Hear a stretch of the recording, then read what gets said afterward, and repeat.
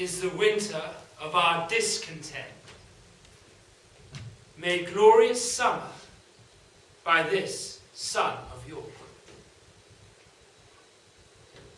And all the clouds that lowered upon our house in the deep bosom of the ocean buried. Now are our brows bound with victorious wreaths, our bruised arms hung up for monuments, our stern alarums changed to merry meetings, our dreadful marches to delightful measures. Grim-visaged war hath smoothed his wrinkled front, and instead of mounting barded steeds to fright the souls of fearful adversaries, he capers, nimbly, in a lady's chamber, to lascivious pleasing of a lute. But I,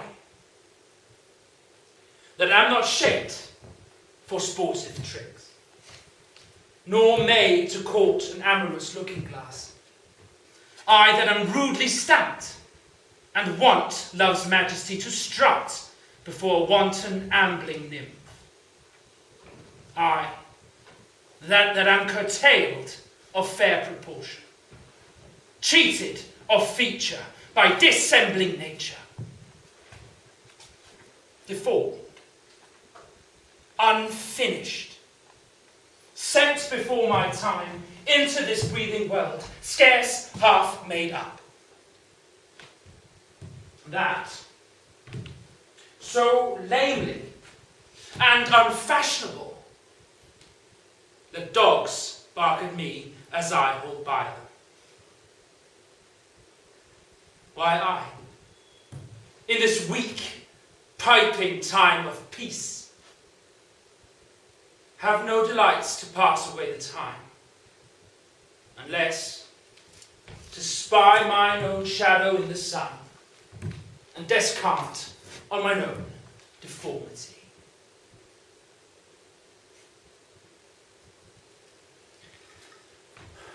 Therefore, since I cannot prove a lover, to entertain these fair, well-spoken days, I'm determined to prove a villain, and hate the idle pleasures of these days. Plots have I laid, inductions dangerous, by drunken prophecies, libels, and dreams, to set my brother, Clarence, and the king, the one in deadly hate against the other. And if King Edward be as true and just as I am subtle, false, and treacherous, then this day shall Clarence closely be mewed up by a prophecy that says that G of Edward's heirs the murderer shall be. Thy thoughts, down to my soul, here Clarence comes. Brother, good day. What means this armed guard that waits upon your grace? His Majesty, tendering my person's safety, hath appointed this conduct to convey me to the Tower. Upon what cause? May I know? Yea, Richard, when I know, for I do protest as yet I do not. But as I can learn, he hearkens after prophecies and dreams, and from the crossroads plucks the letter G, and says a wizard tells him that by G his issue disinherited should be. And for my name, George, begins with G, it follows in his thoughts that I should be he. These, as I learn, such like toys as these, moves to commit him now. Why, this it is, when men are ruled by women. 'Tis not the king that sends you to the Tower. My Lady Grey, his wife, 'tis she that tempers him to this extremity. Was it not she, and that good man of worship, Anthony Woodville, a brother there, that made him send Lord Hastings to the Tower, from whence this present day he is delivered? We are not safe, Clarence. We are not safe. By heavens, I think there's no man secure but the Queen's kindred night-walking herald that trudged between the King and Mistress Shaw. Heard you not what a humble suppliant Lord Hastings was to her in her delivery? I beseech your gracious both to pardon me.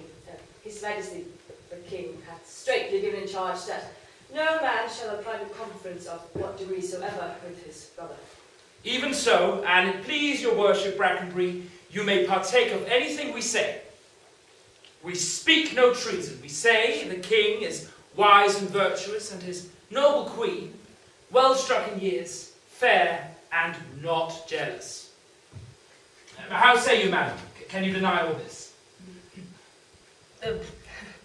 With this, my lord, myself have naught to do. I beg your grace to it all forbear thy conference with the noble duke. We know thy charge, Brackenbury, and will obey. We are the Queen's abjects and must obey. Brother, farewell. I will unto the King, and whatsoever you will employ me in, were it to call upon King Edward's widowed sister, I will perform it to enfranchise you. Meantime, this deep disgrace in brotherhood touches me deeper than you can imagine. I know, it pleases neither of us well. Well, your imprisonment shall not be long. Meantime, have patience. I must perforce. Farewell!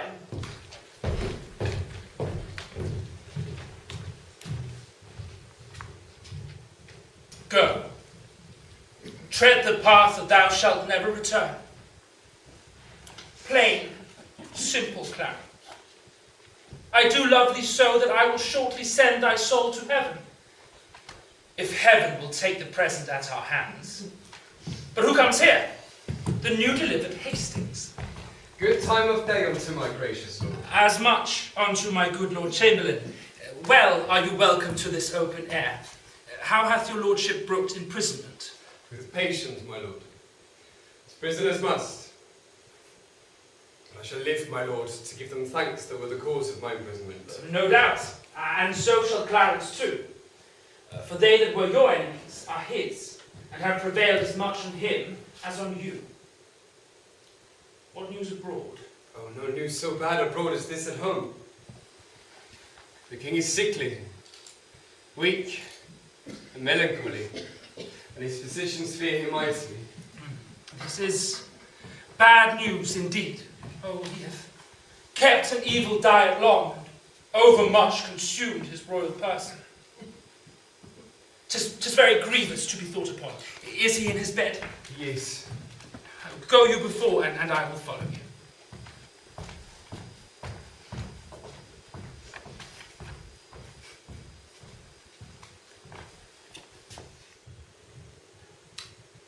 He cannot live, I hope, and must not die till Clarence be packed with post-horse up to heaven.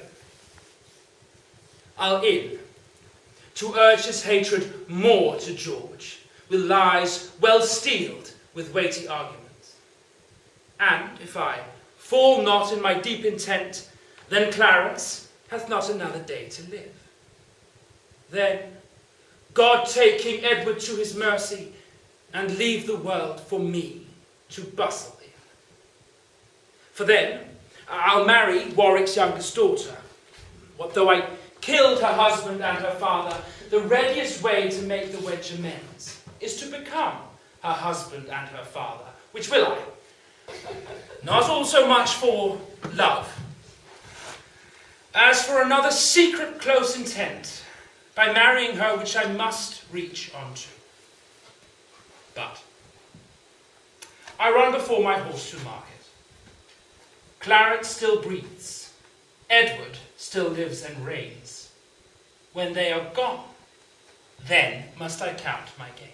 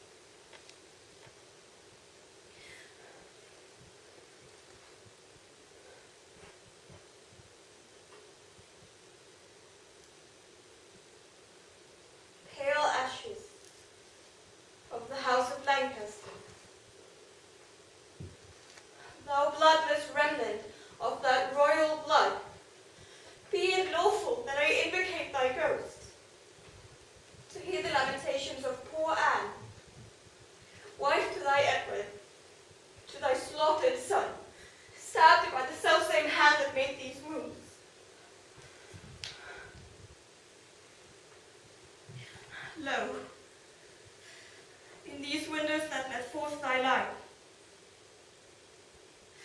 I pour the helpless balm of my poor eyes.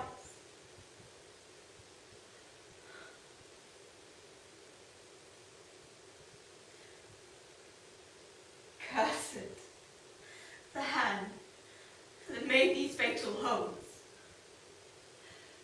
Cursed the heart that had the heart to do it. Cursed the blood that let this blood from hence.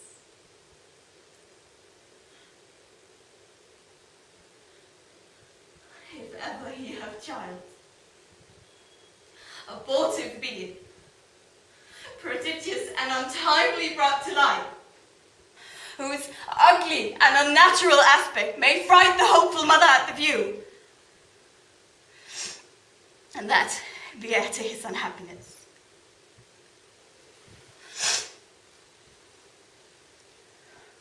If ever he have wife,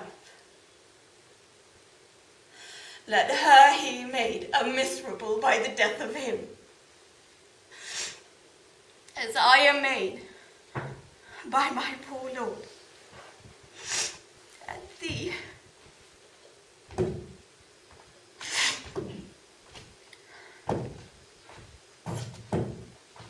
Sweet saint, for charity, be not so cursed.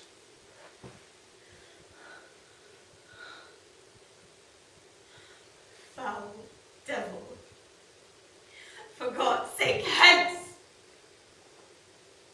and trouble us not, for thou hast made thee happier at thy hell, filled it with cursing cries and deep exclaims. If thou delight to view thy heinous deeds, behold this pattern of thy butcheries. Either heaven, with lightning strike the murderer dead, or earth, give open wide and eat him quick, as thou dost swallow up this good king's blood, which is Algomenon butchered. Lady, you know no rules of charity, which renders good for bad, blessings for curses. Then, thou knowest no law of God, nor man, no beast so fierce, but know some touch of pity. But I know none, and therefore am no beast. Wonderful, when devils tell the truth. More wonderful, when angels are so angry. Fairer than tongue can name thee. Let me have some patient leisure to excuse myself. Fouler than heart can think thee, thou canst make no excuse current but to hang thyself. By such despair I should accuse myself. And by despairing shouldst thou stand excused, for doing worthy vengeance on thyself, which didst unworthy slaughter upon others. Say that I slew them not. Why, that they are not dead. But dead they are, a devilish slave by thee. I did not kill your husband. Why, then he's alive. Nay, he is dead. And slain by Edward's hand. In thy foul throat thou liest. Queen Margaret saw thy murderous falchion smoking in his thigh. I was provoked by her slanderous tongue, which laid their guilt upon my guiltless shoulders. Thou wast provoked by thy bloody mind, which never drank on aught but butcheries. Didst thou not kill this king?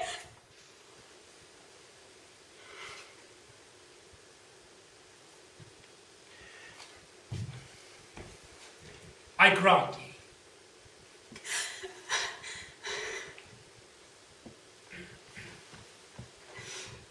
Dost grant me, hedgehog? Then God grant me too thou mayst be damned for that wicked deed. Oh, he was gentle, mild, and virtuous. The fitter, for the King of Heaven that hath him. He is in heaven, where thou shalt never come. Let him thank me that helped to send him thither, for he was fitter for that place than earth. Thou unfit for any place but hell. Yes, one place else, if you will hear me name it. Some dungeon. Your bedchamber.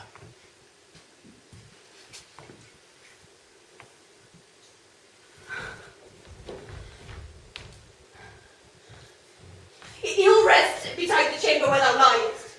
So will it, madam, till I lie with you. I hope so. I know so. But the gentle Lady Anne is not the causer of the timeless deaths of these Plantagenets, Henry and Edward, as blameful as the executioner. Thou art the cause, and most accursed and base. Your beauty was the cause of that effect. Your beauty, which did haunt me in my sleep, to undertake the death of all the world, that I might lie 1 hour in your sweet bosom. If I thought that, I tell thee, hold aside. These nails should rend that beauty from my cheeks. These eyes could never endure sweet beauty's wreck. You should not blemish it if I stood by. As all the world is cheered by the sun, so I by that. It is my day, my life.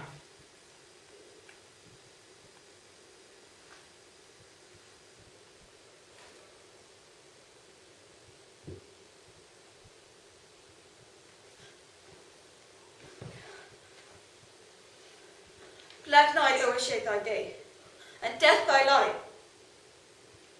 It is a quarrel, most unnatural, to be revenged on him that loveth thee. It is a quarrel, just and reasonable, to be revenged on him that slew my husband. He that bereft thee, lady, of thy husband, did it to help thee to a better husband. His better does not breathe upon the earth. He lives that loves thee better than he could. Where is he? Here.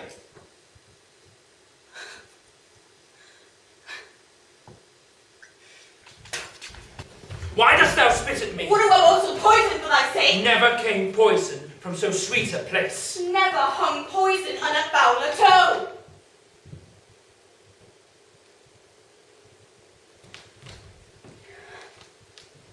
Out of my sight. Thou dost infect mine eyes. Thine eyes, sweet lady, have infected mine. Would there were basilisks to strike thee dead. I would they were,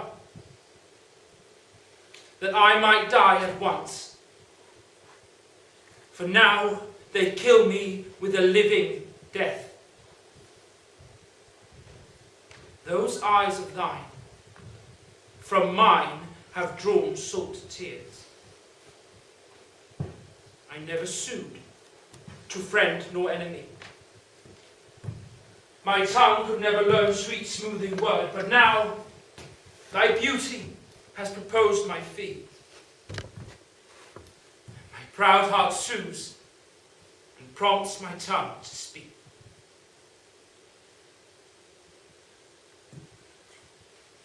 Teach not thy lips such scorn, for they were made for kissing, lady, not for such content.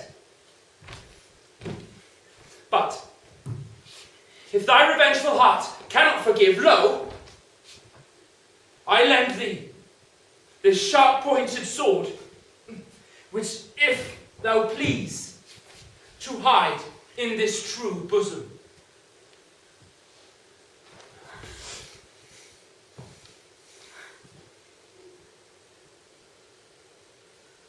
Nay, do not pause, for I did kill King Henry, but 'twas thy beauty that provoked me.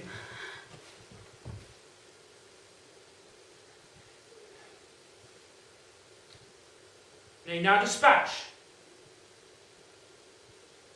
'Twas I that stabbed young Edward.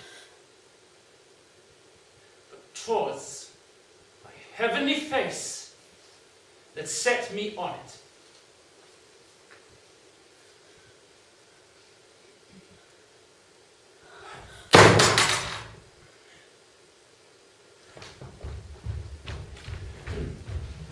Take up the sword again, or take up me.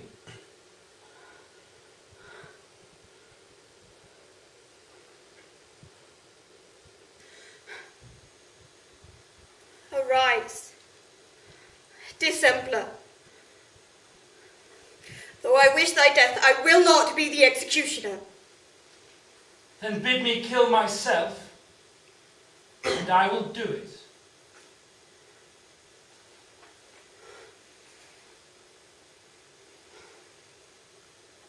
I would I knew thy heart. 'Tis figured in my tongue. I fear me both are false. Then never man was true. Well, put up your sword. Then say, my peace is made. That shall you know hereafter. But shall I live in hope? All men I hope it so. Vouchsafe to wear this ring. To take is not to kill. Look, how this ring encompasseth finger. Even so thy breast encloseth my poor heart. Where both of them, for both of them are thine.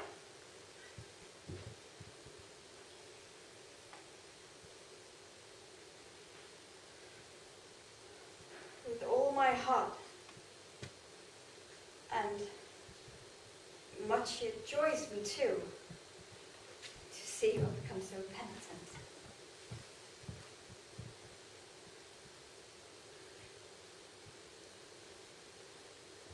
Dressel back me.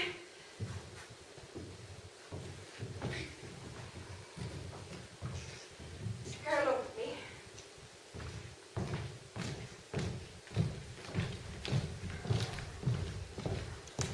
Bid me farewell.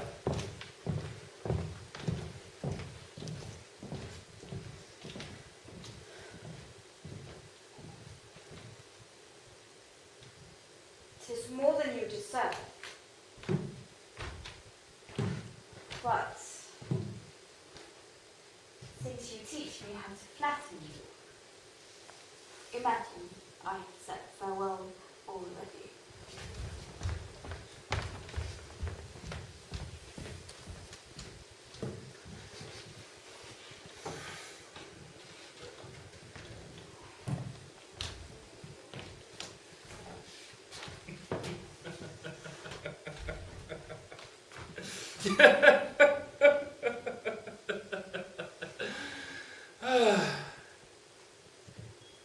Was ever woman in this humour wooed?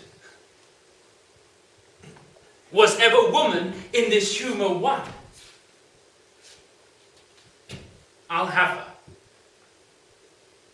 but I will not keep her long. What though I killed her husband and her father,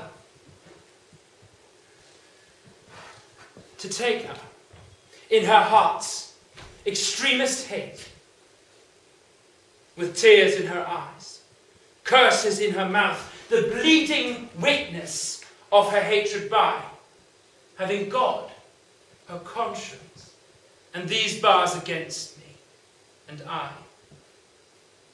Nothing to back my suit at all, but the plain devil and dissembling looks. Yet, to win her,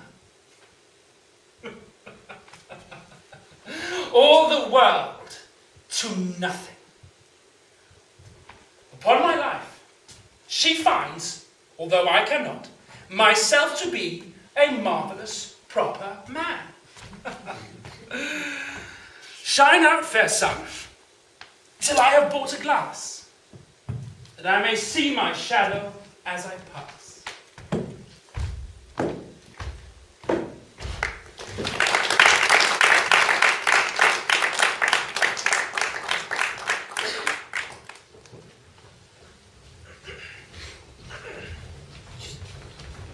Madam, have patience. I'm certain that the Majesty will soon recover his accustomed health. In that you brook it in, you make it worse. Therefore, for God's sake, entertain good comfort and cheer his grace with quick and merry words. If he were dead, what betide me? Well, no other harm but the loss of such a lord. The loss of such a lord includes all harm. Gods have blessed you with a goodly son, to be your comforter when he's gone. He's young, and his minority is put unto the trust of Richard Gloucester. A man that loves not me nor none of you.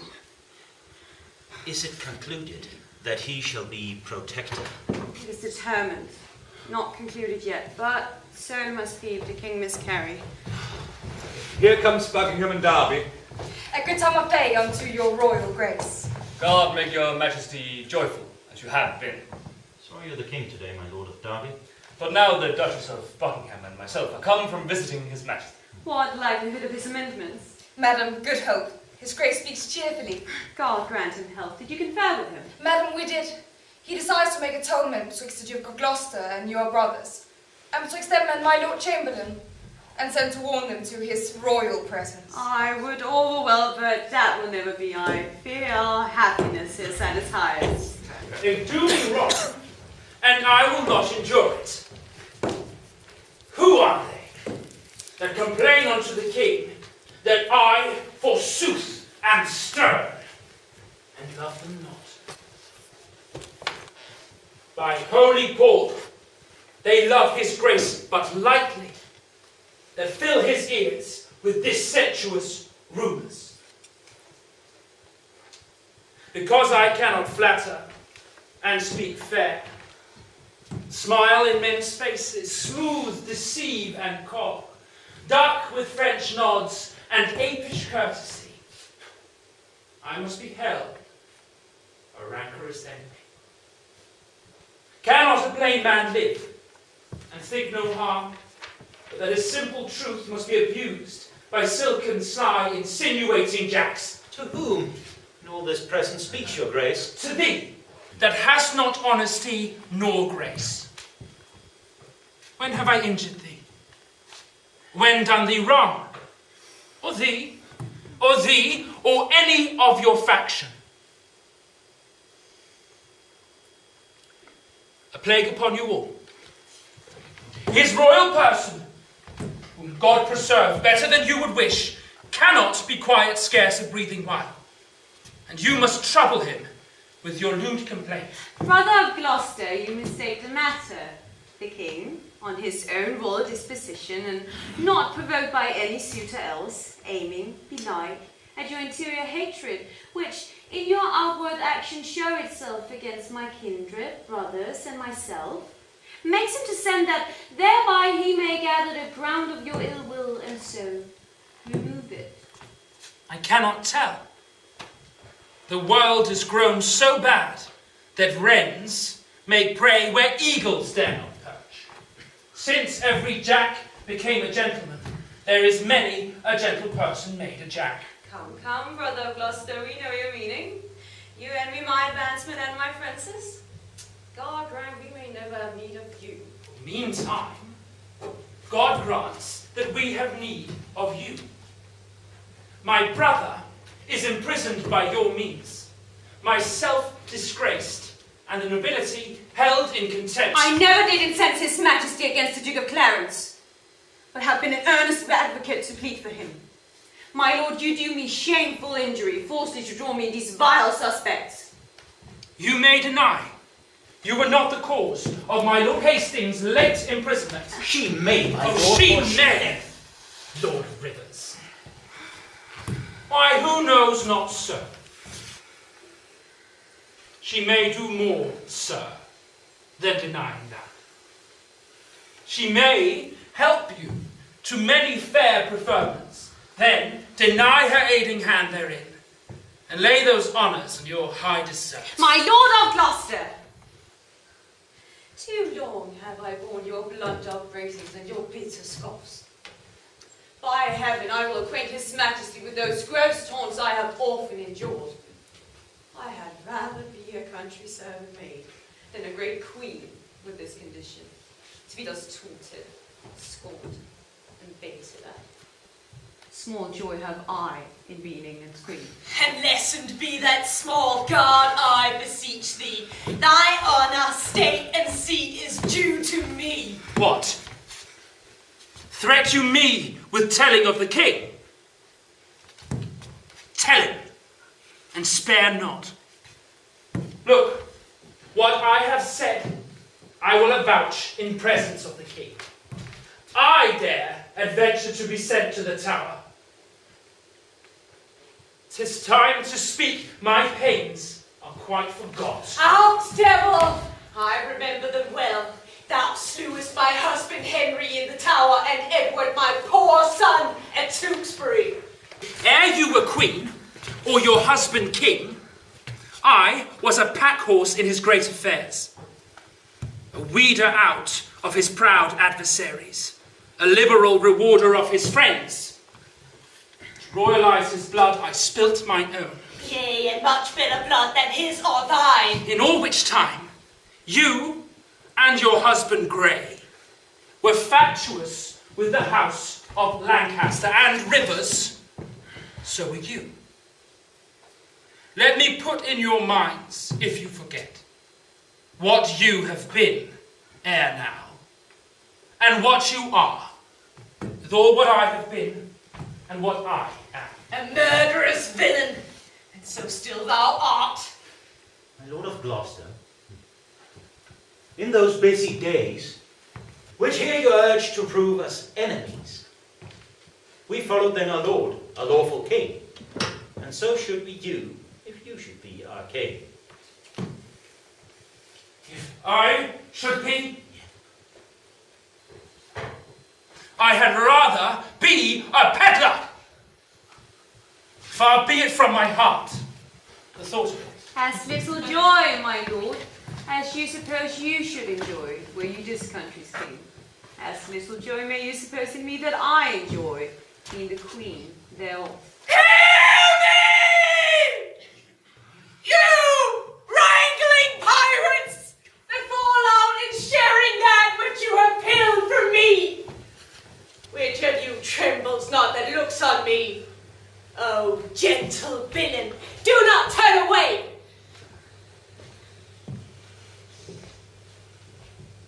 Foul wrinkled witch!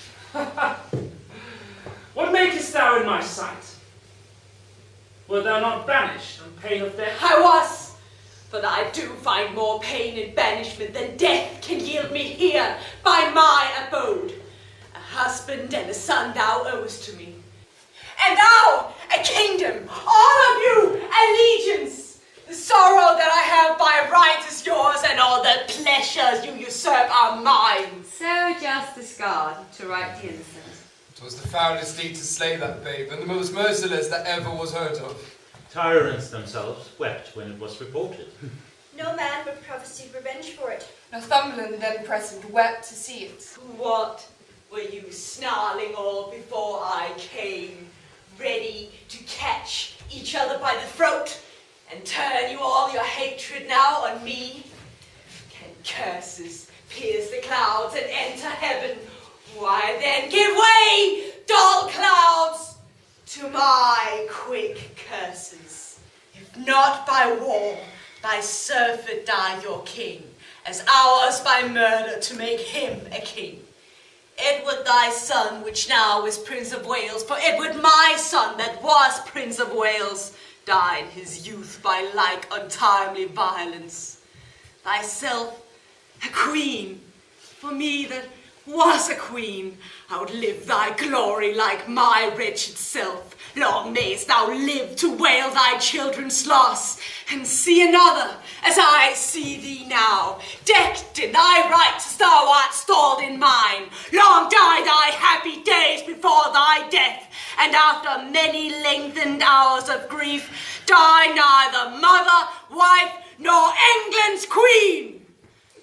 Rivers and Dorset, you always stand us by, and so wast thou, Lord Hastings, when my son was stabbed with bloody daggers. God, I pray him that none of you may live your natural age, but by some unlooked accident cut off. Have done. Have done thy charm, thou hateful, withered hag. And leave out thee. Stay, dog, for thou shalt hear me. If heaven have any grievous plague in store exceeding those that I can wish upon thee, oh, let them keep till thy sins be ripe, and then hurl down their indignation on thee, the troubler of the poor world's peace. The worm of conscience still gnaw thy soul.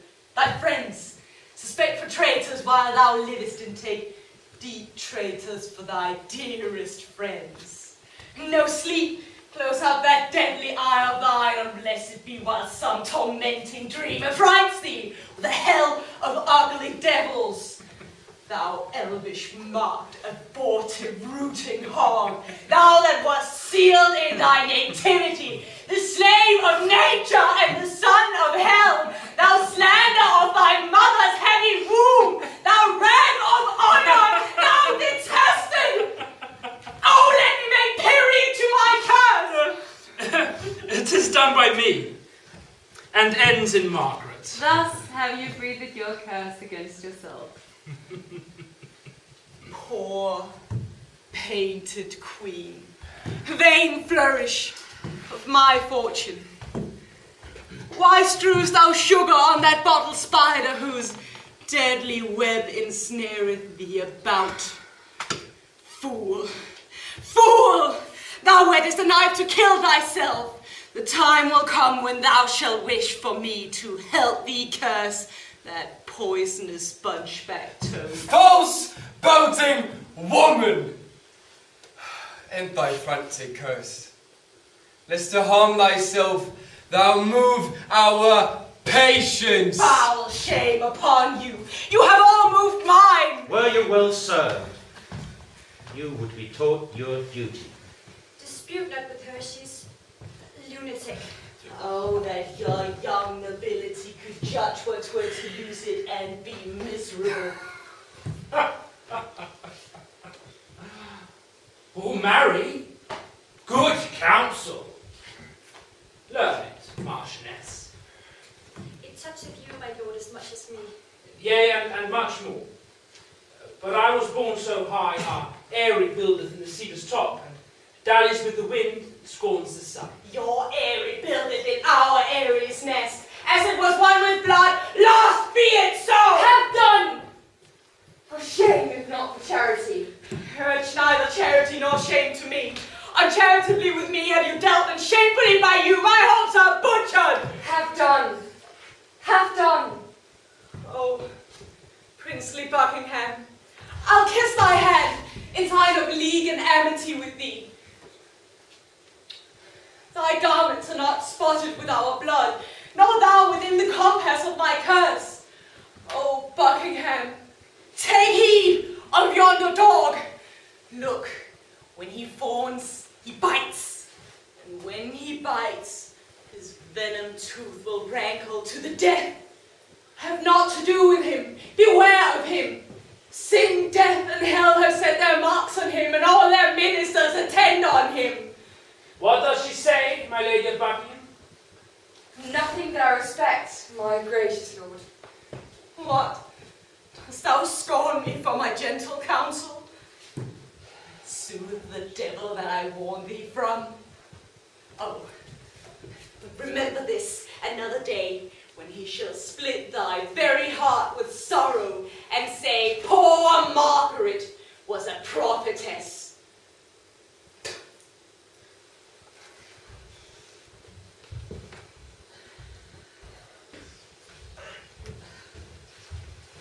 My head will stand on end to hear her curses. So doth mine. I muse why she's at liberty. I cannot blame her. What can...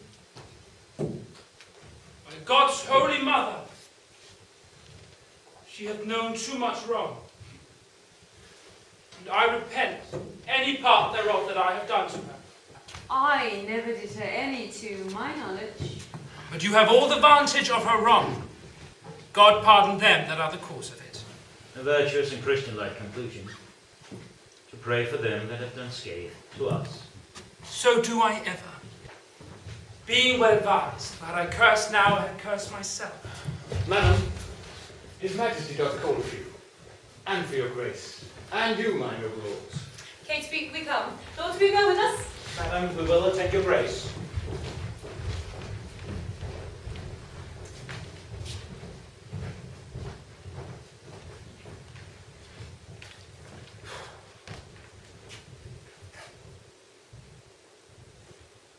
I do the wrong, and first begin to brawl. Secret mischiefs that I set abroach, I lay unto the grievous charge of others. Clarence, whom I indeed have laid in darkness, I do beweep to many simple gulls, namely Derby, Hastings, and Buckingham, and say it is the Queen and her allies that stir the king against the Duke, my brother. Now they believe it, and withal wet me to be revenged on Rivers and Grey. But then I sigh, and with a piece of scripture tell them that God bids us do good for evil.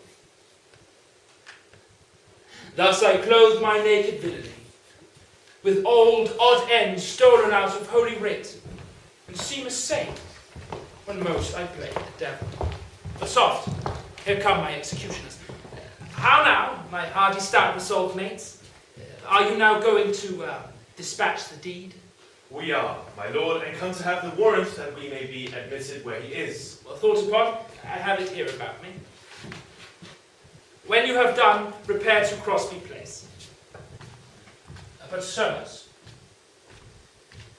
be sudden in your execution, with all object. Do not hear him speak. For Clarence is well spoken, and may well move your hearts to pity, if you mark him. Tush, fear not, my lord, we will not stand to prate. Talkers are no good doers. Be assured, we come to use our hands, and not our tongues. Your eyes drop millstones when fools' eyes drop tears. I like you, lads. About your business straight. We will, my noble lord.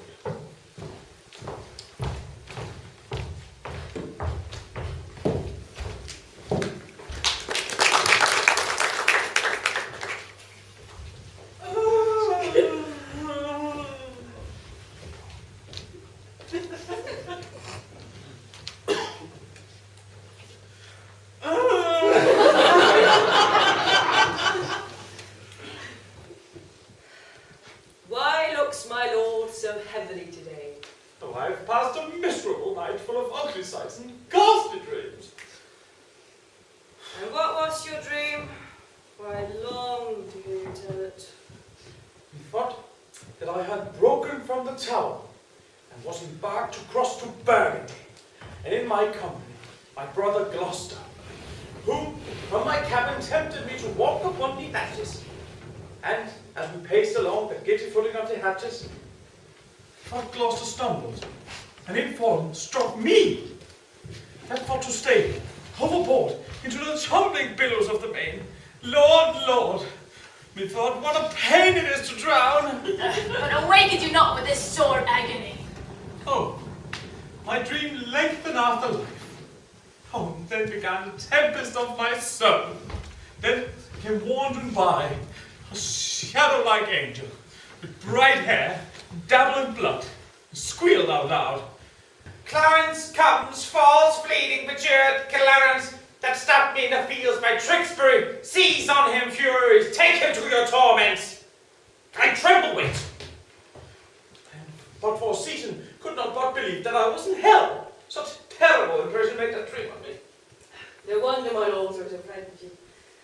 I promise, I'm afraid to hear you tell it. But angry, I have done those things that bear evidence against me in my soul. Oh, for Edward's sake, and see how you acquaint me now. I pray thee gently keep a state by me. My soul is heavy, and I fain would sleep. I will, and may God give your grace good rest.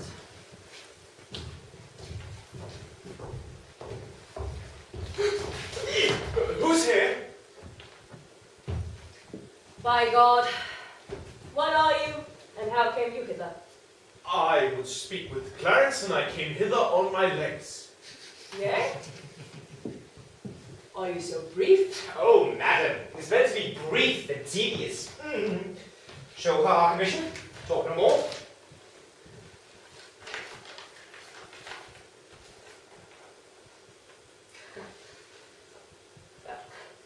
I am, in this, commanded to deliver the noble Duke of Clarence to your hands. There sits the Duke asleep. Here are the keys. Now, I shall to the king, and thus signify to him that thus I have assigned my charge to you. Do so. It is a point of wisdom. Fare you well.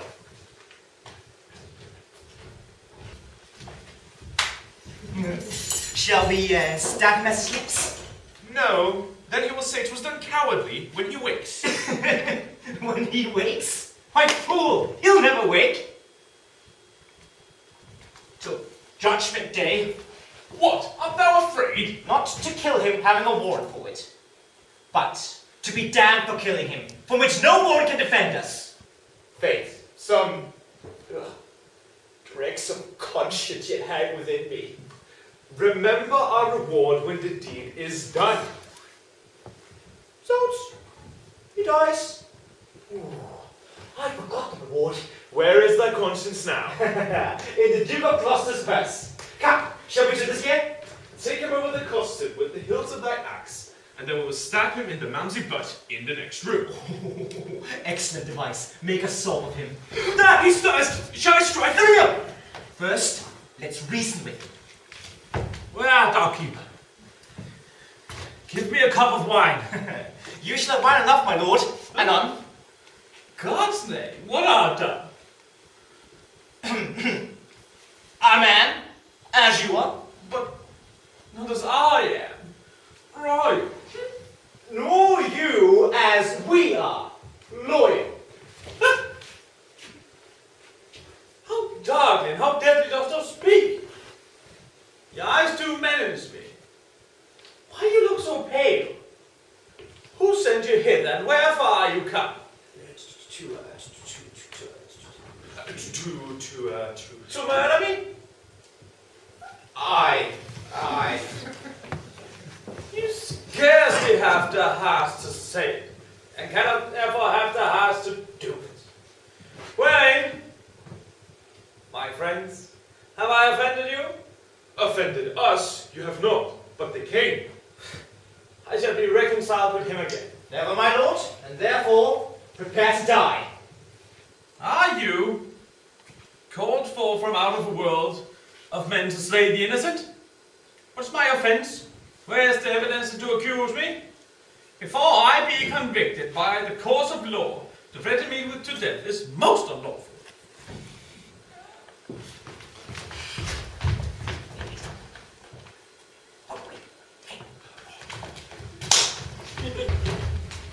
What we will do, we do upon command. And he that hath commanded is that king. Erroneous vassal! The great King of Kings has in his table of law commanded that thou should do no murder. And wilt thou spurn at his edict and fulfill a man's? Take heed. He holds vengeance in his hands to hurl upon the heads that do break his law. That same vengeance doth he hurl on thee. for forceful swearing and for murder too. Thou didst receive the holy sacrament to fight the quarrel of Lancaster.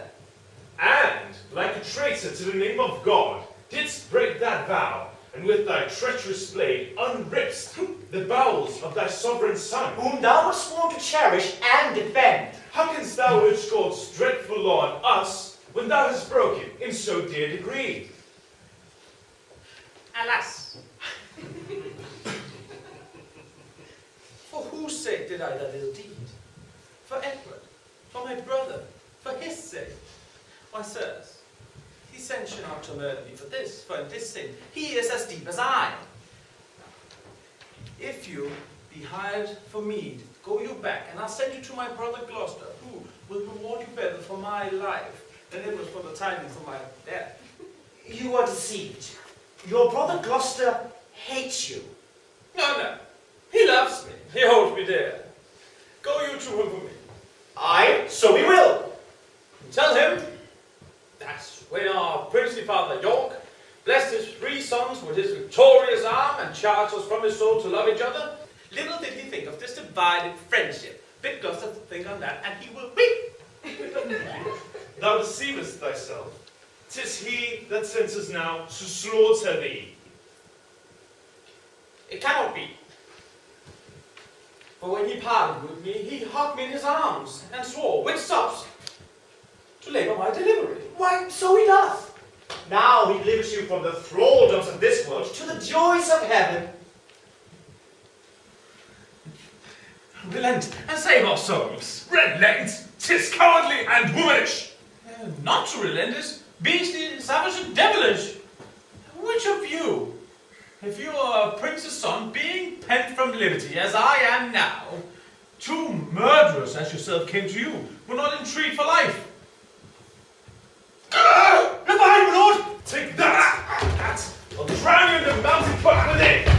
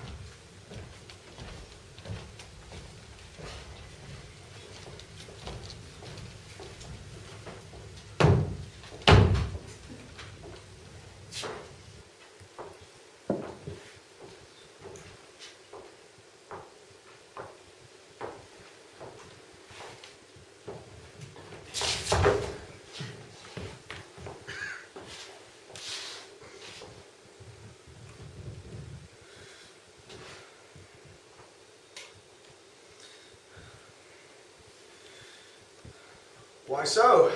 Now have I done a good day's work. You peers, continue this united league. I every day expect an embassage from my Redeemer to redeem me hence. And now, in peace, my soul shall part to heaven, as I have set my friends at peace on earth. Rivers and Hastings, take each other's hands. Dissemble not your hatred, swear your love. My heart is purged from grudging hate, and with my hand I seal my true heart's love. And so thrive I as I truly swear the like. Madam, yourself are not exempt from this, nor your daughter, Dorset, Buckingham, nor you. You have been factious, one against the other. Wife, love Lord Hastings. Let him kiss your hand, and what you do, do it unfeignedly. Here, Hastings. I will never more remember our former hatred. So thrive I and mine. Dorset, embrace him. Hastings, love Lady Marchioness. This interchange of love I here protest, upon my part shall be unviolable. And so thrive I, my lady. Now, Buckingham, princely Buckingham, seal this united league with thy embracement to my wife's allies, that make me happy in your unity. Whenever Buckingham doth turn her hate on you or yours, but with all duty as love doth cherish you and yours, God punish me with hate in those where I expect most love. A pleasing cordial, princely Buckingham, is this thy vow unto my sickly heart. There wanteth now our brother Gloucester here to make the perfect period of this peace. And in good time, here comes the noble duke. Good morrow to my sovereign king and queen, and princely peers, a happy time of day.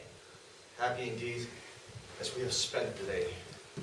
Brother, we have done deeds of charity, made peace enmity, fair love of hate between these swelling, wrong-incensed peers. A blessed labour, my most sovereign liege.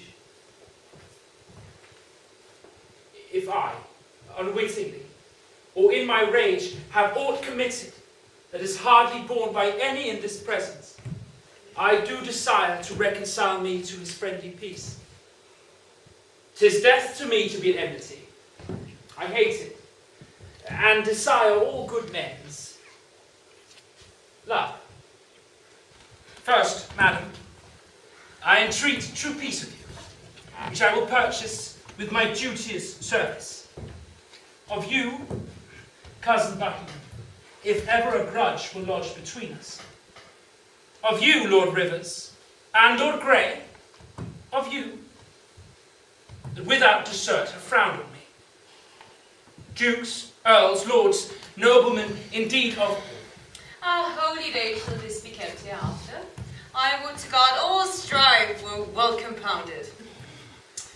My sovereign liege, I do beseech your majesty To take our brother Clarence to your grace. My madam, have I offered love for this? To be so bouted in this royal presence? Who knows not that the noble duke is dead? Who knows not he's dead? Well, who knows he is? All-seeing heaven, what a world is this? Is Clarence dead? The order was reversed. But he, poor soul, by your first order died, and that a winged Mercury did bear. Some tardy cripple bore the countermand that came too late to see him buried. A boon, dear sovereign, for my service done. I pray thee peace. My soul is full of sorrow. I will not rise until your majesty grant. And speak at once when it is thou demandest. The forfeit, dear sovereign, of my servant's life, who slew today a righteous gentleman, lately attendant of the Duke of Norfolk.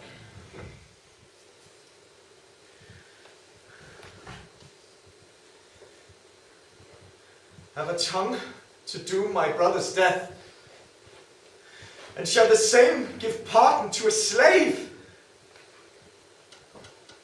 My brother slew no man. His fault was thought, and yet his punishment was cruel death. Who sued to me for him? Who, in my rage, kneeled at my feet and bade me be advised?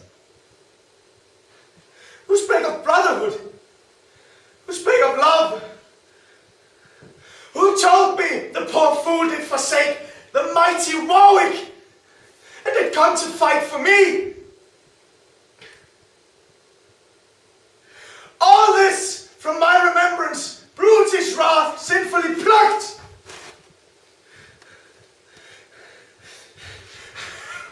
And not a man of you with so much grace to put it in my mind.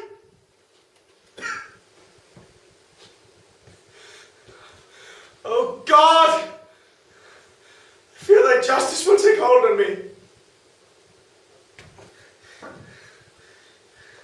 And you, and mine, and yours for this.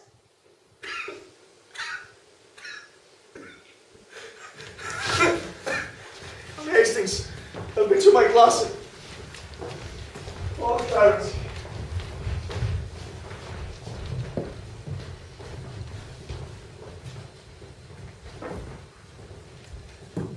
This is the fruit of rashness. Saw you not how that the guilty kindred of the Queen looked pale when they heard of Clarence's death? God will revenge it. Come, let us in, to comfort Edward with our comfort. We wait upon your grace.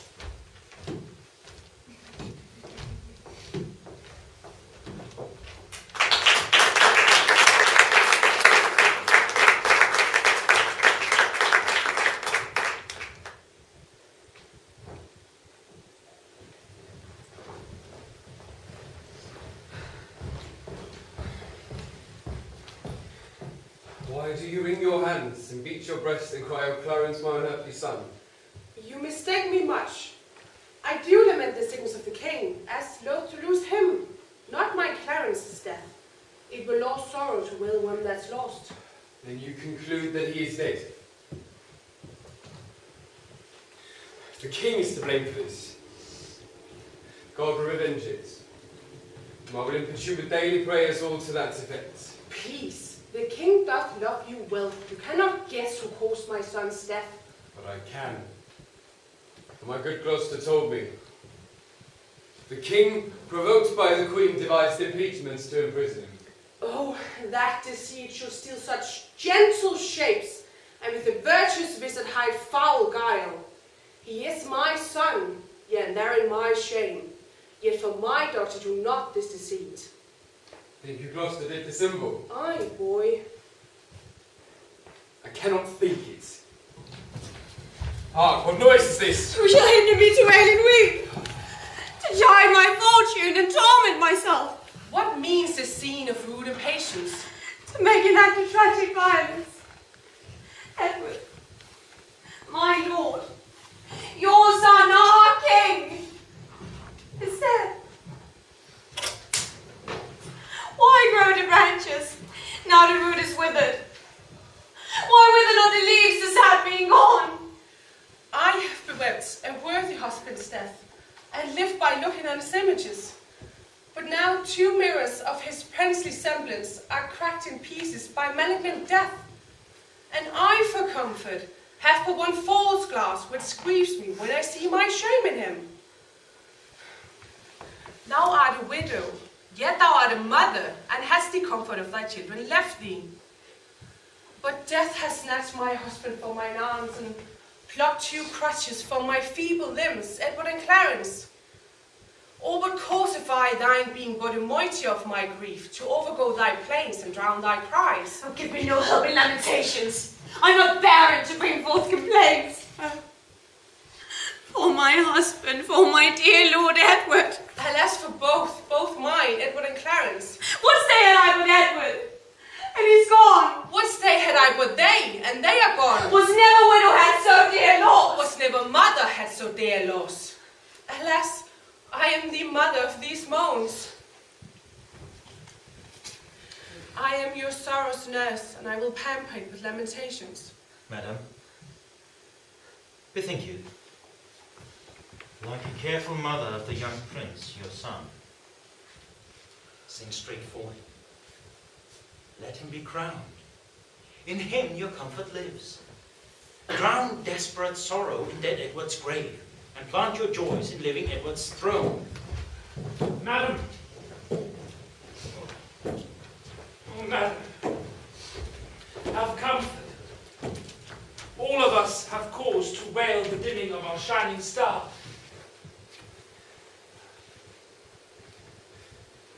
But none can cure their harms by wailing. Madam, my mother, I do cry you mercy. Humbly on my knee, I crave your blessing. God bless thee and put meekness in thy mind, love, charity, obedience, and true duty. Amen. And make me die a good old man. You cloudy princes and heart-sorrowing peers, that bear this mutual heavy load of moan, now share each other in each other's love. Though we have spent our harvest of this king, We are to reap the harvest of his son. Meseemeth good that, with some little train, forthwith from Ludlow the young prince be fetched, hither to London to be crowned our king. Why with some little train, my noble Buckingham? The fear of harm, as harm apparent in mine opinion, ought to be prevented. I hope the king made peace with us all, and the compact is firm and true in me. And so in me, and so I think in all. Yet, since it is but green, it should be put to no apparent likelihood of breach. Therefore I say with noble Buckingham, that it is meet so few should fetch the prince. So say I. Then be it so, and go we to determine who they shall be that straight shall post to Ludlow. Madam, and you, my mother, will you go and give your censures in this weighty business? With all our hearts.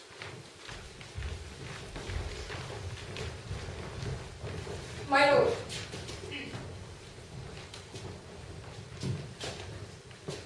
whoever journeys to the prince, for God's sake let not us two be behind, for by the way I'll sought occasion to part the queen's proud kindred from the king.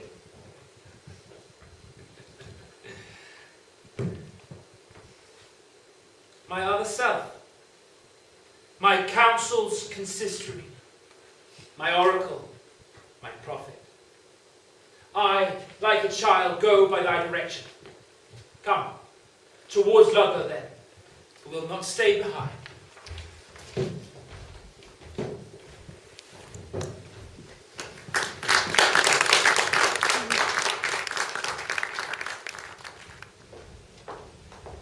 Last night I hear they lay at Northampton. At Stony Stratford will they be tonight, tomorrow, or next day they will be here. I long with all my heart to see the prince. I hope he's much grown since last I saw him. I hear no, they say my young son of York had almost overtaken him in his growth. Aye, mother, but I would not have it so. Why, my young cousin? It is good to grow. Grandam, one night as we did sit at supper, my Uncle Rivers talked how I did grow more than my brother. I, quoth my Uncle Gloucester, small herbs of grace, great weeds do grow apace. And since methinks I would not grow so fast, because sweet flowers are slow and weeds make haste. Good faith, the saying did not hold in him that it object the same to thee. He was the wretchedest thing when he was young, so long a growing and so leisurely. That's if this rule were true, he should be gracious. Why, madam, so no doubt he is. I hope he is, but yet that mother's doubt. Oh, here comes a messenger. What news? Such news, my lord, as grieves me to unfold. How fares the prince? Well, madam, and in health. What is thy news, then? Lord Rivers and Lord Grey are sent to Pomfret, prisoners. Who hath committed them? The mighty Duke of Gloucester and Duchess of Buckingham. For what offence? The sum of all I can I have disclosed. Why and for what these nobles were committed is all unknown to me, my gracious lady. Ay me, I see the downfall of our house. Accursed and unquiet wrangling days. How many of you have mine eyes beheld? My husband lost his life to get the crown, and often up and down my sons were tossed, made war upon themselves, blood against blood, self against self, all preposterous and frantic outrage, and thy damned spleen. Or let me die to look on death no more. Come, my boy, we will to sanctuary. Madam, farewell. I'll go along with you. My gracious lady, go and thither bear your treasure and your goods. Come, I'll invite you to the sanctuary.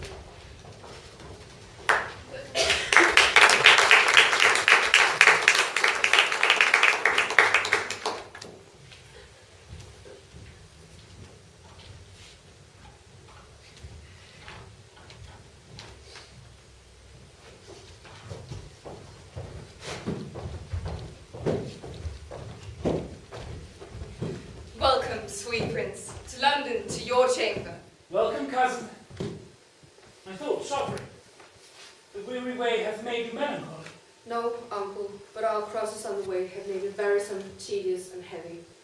I want more uncles here to welcome me. Sweet prince, the untainted virtue of your years has not yet dived into the world's deceit. Those uncles which you want were dangerous. Your grace attended to their sugared words, but looked not on the poison of their hearts. God keep you from them, and from such false friends. God keep you from false friends, but they were none. I thought my mother and my brother York would long ere this have met us on the way. Fie, what a slug is Hastings, that he comes not to tell us whether they will come.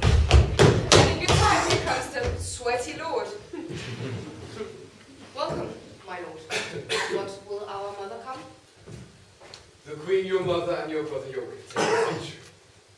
The tender prince would fain have come with me to meet your grace, but by his mother was perforce withheld. Fie, what an indirect and peevish course is this of hers. Cardinal, will your grace persuade the queen to send the Duke of York unto his princely brother presently? If she deny Lord Hastings go with, and from her jealous arms pluck him perforce. God in heaven forbid we should infringe the holy privilege of perfect sanctuary. Not for all in this land would I be guilty of so deep a sin. You are too senseless. Obstinate, my liege, too ceremonious and traditional. Weigh it but with the grossness of this age, you break not sanctuary in seizing him. The benefits thereof are always granted to those whose dealings have deserved the place, and those who have the wit to gain the place. This prince hath neither claimed it, nor deserved it, and therefore, in mine opinion, cannot have it. My lady, you shall overrule my mind for once. Come on, Lord Hastings, will you go with me? I go, Colonel. Make all this speedy haste to me. Say, Uncle Gloucester, if our brother come, where should we sojourn to our coronation? Where it seems best, unto your royal self. If I may counsel thee, some day or two your highness shall repose you at the tower. Then, where you please, and shall be thought most fit for your best health and recreation. I do not like the tower of any place. Did Julius Caesar build that place, my lady? He did, my gracious lord, begin that place, which since succeeding ages have re-edified. That Julius Caesar was a famous man. Death makes no conquest of this conqueror, for now he lives in fame, though not in life. I tell you what, my cousin Buckingham. What, my gracious lord? If I live until I be a king, I'll win our ancient right in France again, or die a soldier as I lived a king. Short summers lightly have a forward spring. Now is the time, dear cousin York. Richard of York! How fares our loving brother? Well, my dread lord, so must I call you now. Oh, my lord, you said that idle weeds are fasting growth. The prince, my brother, hath outgrown me far. He hath, my lord. And therefore he's idle. Oh, fair cousin, I must not say so. Then is he more beholden to you than I. I pray you, uncle, give me this dagger. My dagger, little lord. With all my heart. A beggar, brother? Of my kind uncle that I know will give, and being but a toy, which is no grief to give. A greater gift than that I will give my cousin. A greater gift? Oh, that's a sword to it. Gentle cousin, were it light enough. Oh, then I see you will part but with light gifts. Weightier things you'll say a beggar nay. It is too heavy for your grace to wear. I weighed lightly were it heavier. What? Would you have my weapon, little lord? I would, that I might thank you as you call me. How? Little. Oh, my lord of York will still be cross in talk. Uncle, your grace knows how to bear with him. You mean to bear me, not to bear with me. Uncle, my brother mocks both you and me. Because that I'm little like an ape, he thinks that you should bear me on your shoulders. With good sharp provided wit, he reasons. To mitigate the scorn he gives his uncle, he prettily and aptly taunts himself. So cunning and so young is wonderful. My lord, will it please you pass along? My cousin Buckingham and I will unto your mother, to entreat of her to meet you at the tower and welcome you. What? Would you go unto the tower, my lord? My lord protector needs will have it so. Well, I shall not sleep quiet at the tower. Why? What should you fear? Mary, my Uncle Clarence's angry ghost. My Brendan told me he was murdered there. I fear no uncle's dead. Nor none alive, I hope. And if they live, I hope I need not fear. But come, my lord, and with a heavy heart, thinking of them, I go into the tower.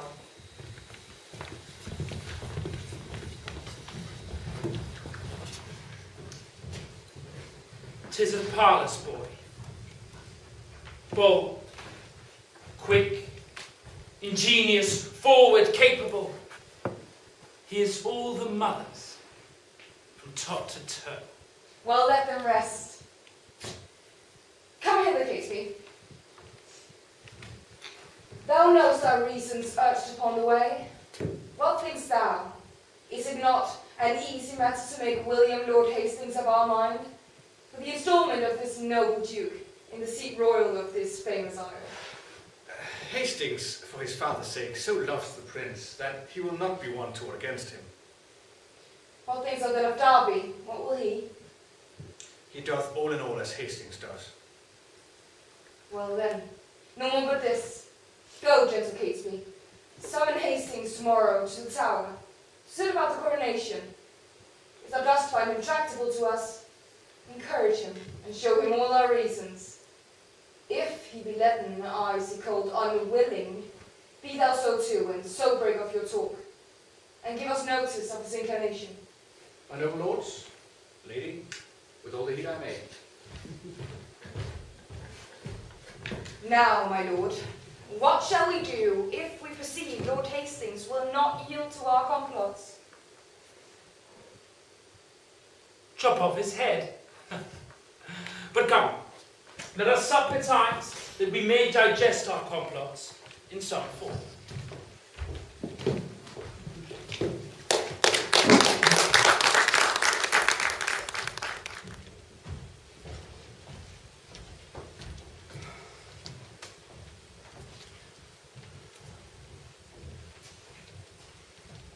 Many good morrows to my noble lord. Good morrow, Catesby. You are early stirring. What news in this our tottering state? 'Tis a reeling world indeed, my lord, and I believe 'twill never stand upright till Richard wear the garland of the realm. How? Wear the garland? Dost thou mean the crown? Aye, my noble lord. I'll have this crown of mine cut from my shoulders, ere I will see the crown so foul misplaced. But canst thou guess that he doth aim at it? I on my life, and hopes to find you fall upon his party, and the gains thereof. And thereupon he sends you this good news, that your enemies, the kindred of the queen, must die at Pomfret.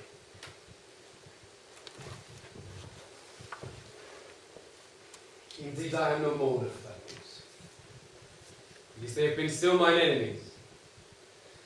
But I shall give my voice on Richard's side to bar my master's heir. In true descent, God knows I will not do it to the death. God keep your lordship in that gracious mind. But I shall laugh at this a 12-month hence, that they who broke me in my master's hate, I live to look upon their tragedy. 'Tis a vile thing to die, my noble lord, when men are unprepared and look not for it. Oh, monstrous, monstrous. And so falls it out with rivers in grain, so it will do with someone else, who think themselves as safe as thou and I, whom thou knowest are dear to princely Richard and to Buckingham. The princes both make high account of you. They account his head upon the bridge. I know they do, and I well deserve it. Tomorrow, my lord. Tomorrow, Catesby. My lord, I do not like these several councils of court, I. My lord, do not fear the separated council. Your honour and myself are at the one, and the other is my servant Catesby, where nothing can proceed that toucheth us. Think you, but that I know our state secure, I would be so triumphant as I am. The lords at Pomfret, when they rode from London, were jocund and thought their state was sure. And indeed, they had no cause to mistrust. But you see how quick the day o'ercast. I pray God, I say, I prove a needless coward. Come, have with you. Today the lords you speak of are beheaded. They, for their truths, had better wear their heads than some who have accused them wear their hats. But come, My lord, that's away.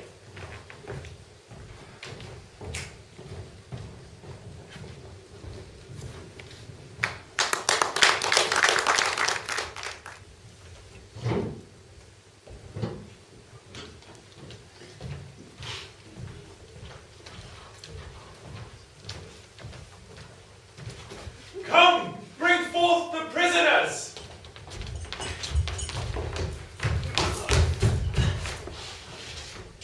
Today shall thou behold a subject die. For truth, for duty, and for loyalty.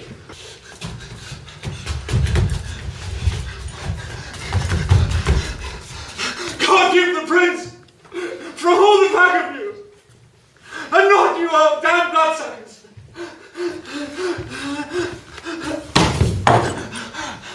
Dispatch! The limit of your lives is out.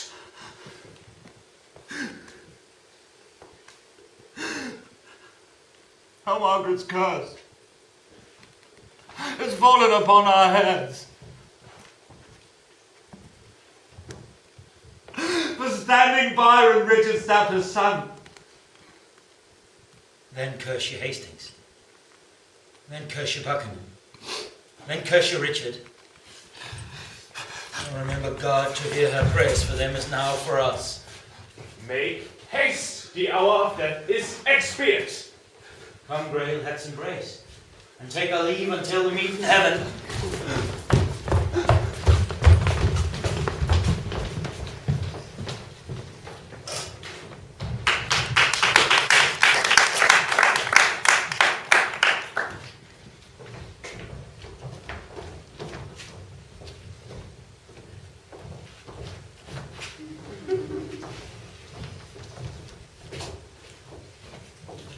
My lords, at once, the cause why we are met is to determine of the coronation.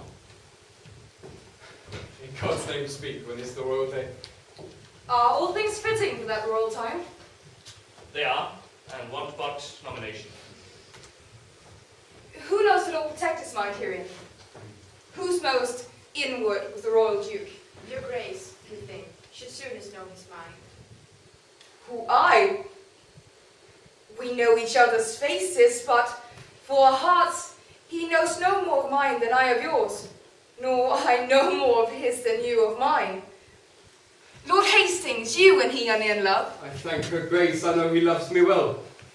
But for his purpose in the coronation I have not sounded him, nor he delivered his gracious pleasure any way therein. But you, my noble lords, may name the time, and in the Duke's behalf I'll give my voice, which I presume he'll take in gentle part. Now in good time, here comes the Duke himself. My noble lords and cousins all, good morrow. I have been long the sleeper, but I hope that my absence doth neglect no great designs, which by my presence might have been concluded. Have not you come upon your cue, my lord? William Lord Hastings have pronounced your part. I mean your voice, for crown of king. Then, my Lord Hastings, no man may be bolder. His lordship knows me well and loves me well. I thank your grace. Cousin Buckingham, a word with you.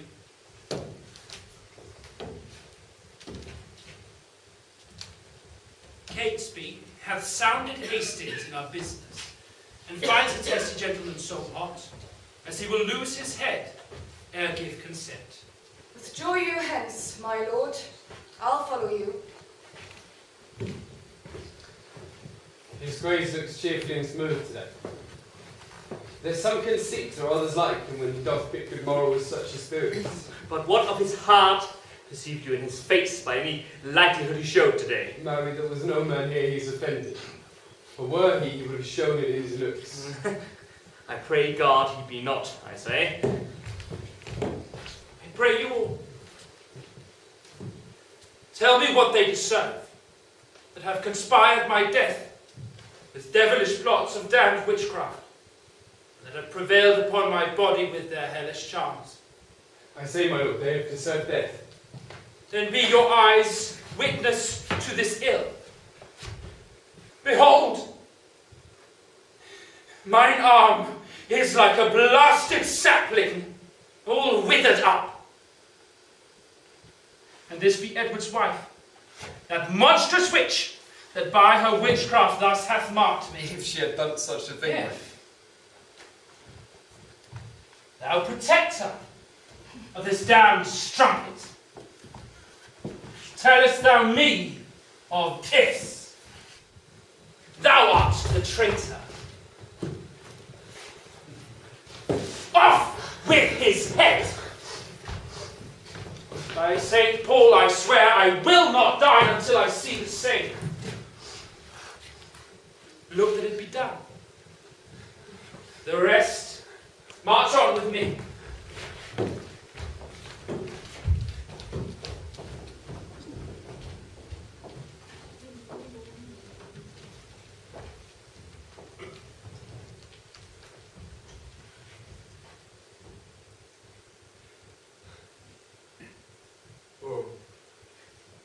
Woe for England, or wit for me. For I too fond might have prevented this. Darby did dream the boar did raise his helm, but I disdained it, and did scorn to fly. Oh, Margaret! Margaret, now thy heavy curses lighted on poor Hastings' wretched heads. Dispatch, my lord. The Duke would be at dinner. Make a short shrift. He longs to see your head. Come, dispatch. 'Tis book is to exclaim. A bloody recess! Miserable England! I promise thee!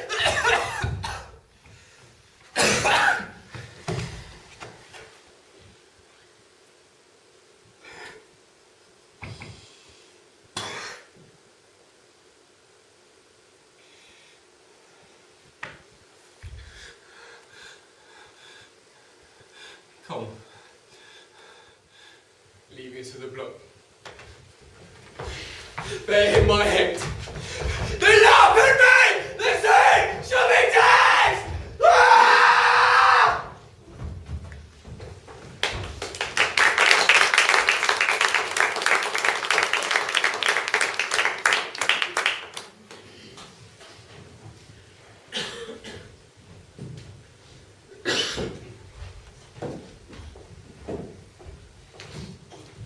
Come, cousin.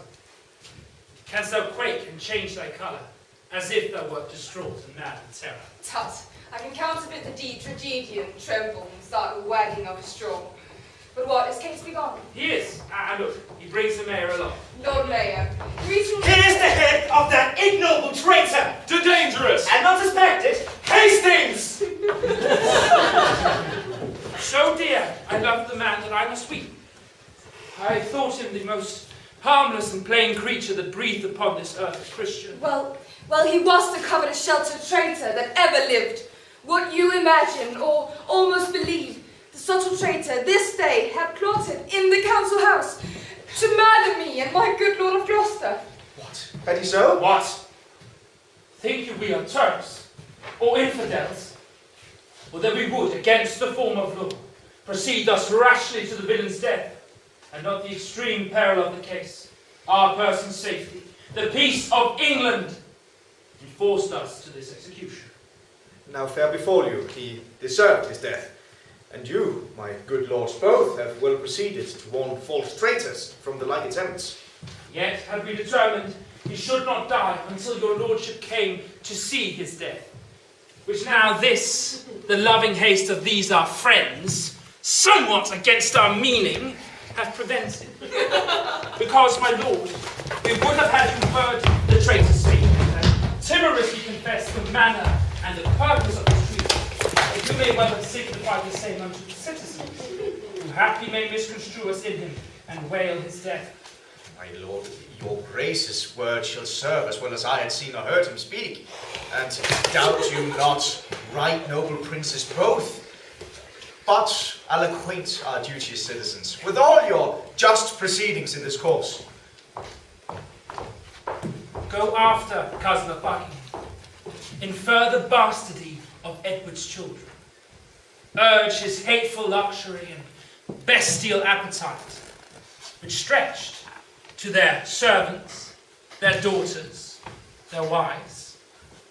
Tell them that when my mother was with child of that insatiate Edward, noble York, my princely father, then had wars in France, and by just computation of the time found that the issue was not his begot. But touch this sparingly, yes. 'Twere far off, because my lady, my mother lives. Fear not, my lord. I'll play the orator. And so, my lord, adieu. If you thrive well, bring them to Baynard's castle. I go. Go thou, Sirrah, with all speed to Doctor Shaw. Go thou to Friar Penca. Bid them meet me both here within an hour at Baynard's castle.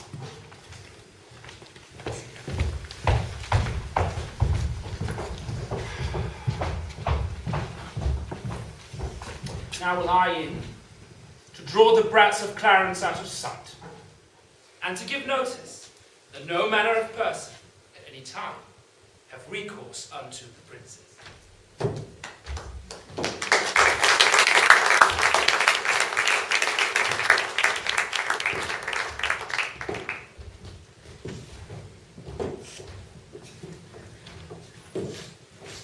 How now, cousin? What say the citizens? Now, by the Holy Mother of our Lord, citizens are mum and speak not a word. Touched you the bastardy of Edward's children? I did. With his contract with Lady Lucy and his contract with liberty in France, the insatiate greediness of his desires, and his enforcement of the city wives. Withal I did infer your lineaments, being the right idea of your father, both in your form and nobleness of mind. Laid open all your victories in Scotland, your discipline in war, wisdom in peace, bounty, virtue, fair humility, indeed left nothing fitting for the purpose untouched. And when mine oratory grew to an end, I bid them that did love their country's good, cry, God save Richard, England's royal king! Ah, and did they so? No, so God help me, they spake not a word, but like dumb statues or breathing stones, gazed each on other and looked deadly pale. Not. Tongueless blocks were they? Would not they speak? No, by my troth, my lord. Will not the mayor then and his brethren come? The mayor is here at hand. Intense on fear. Be not you spoke with, but with mighty suit. And look, you get a prayer book in your hand, and stand betwixt two churchmen, good my lord. For on that ground I'll build a holy descant, and be not easily won to our request. Play the maid's part, still answer nay, and take it. I go. And if you plead as well for them, as I can say nay to thee for myself, no doubt will bring this to a happy issue. Go, gloves the leads. The Lord Mayor knocks. Welcome, my lord. I dance attendance here. I think the Duke will not be spoke withal. Here comes the servant. How now, Catesby, what says he? My lord, lady, he doth entreat your grace to visit him tomorrow or the next day. He's within, with two right reverend fathers, divinely bent in meditation, and no worldly suit would he be moved to draw him from his holy exercise. Return, good Catesby, to thy lord again. Tell him myself, the mayor and citizens, are come to have some conference with his grace. I'll tell him what you say, my lady. My lord, this prince is not an Edward. He is not lolling on a lewd daybed, but on his knees at meditation. Happy were England with this gracious prince, take on himself the sovereignty thereof. But, sure, I fear, we shall never win him to it. Marry, God forbid his grace should say us nay. I fear he will. How now, Catesby, what says your lord? My lord, lady, he wonders why you have assembled such troops of citizens to speak with him, his grace not being warned thereof. My lady, he fears you mean no good to him. Sorry I am, my noble cousin, to suspect me that I mean no good to him. By heaven, I come in perfect love to him, and so, once more, return and tell his grace. When holy and about religious men light their beads, sound from thence, so sweet is zealous contemplation.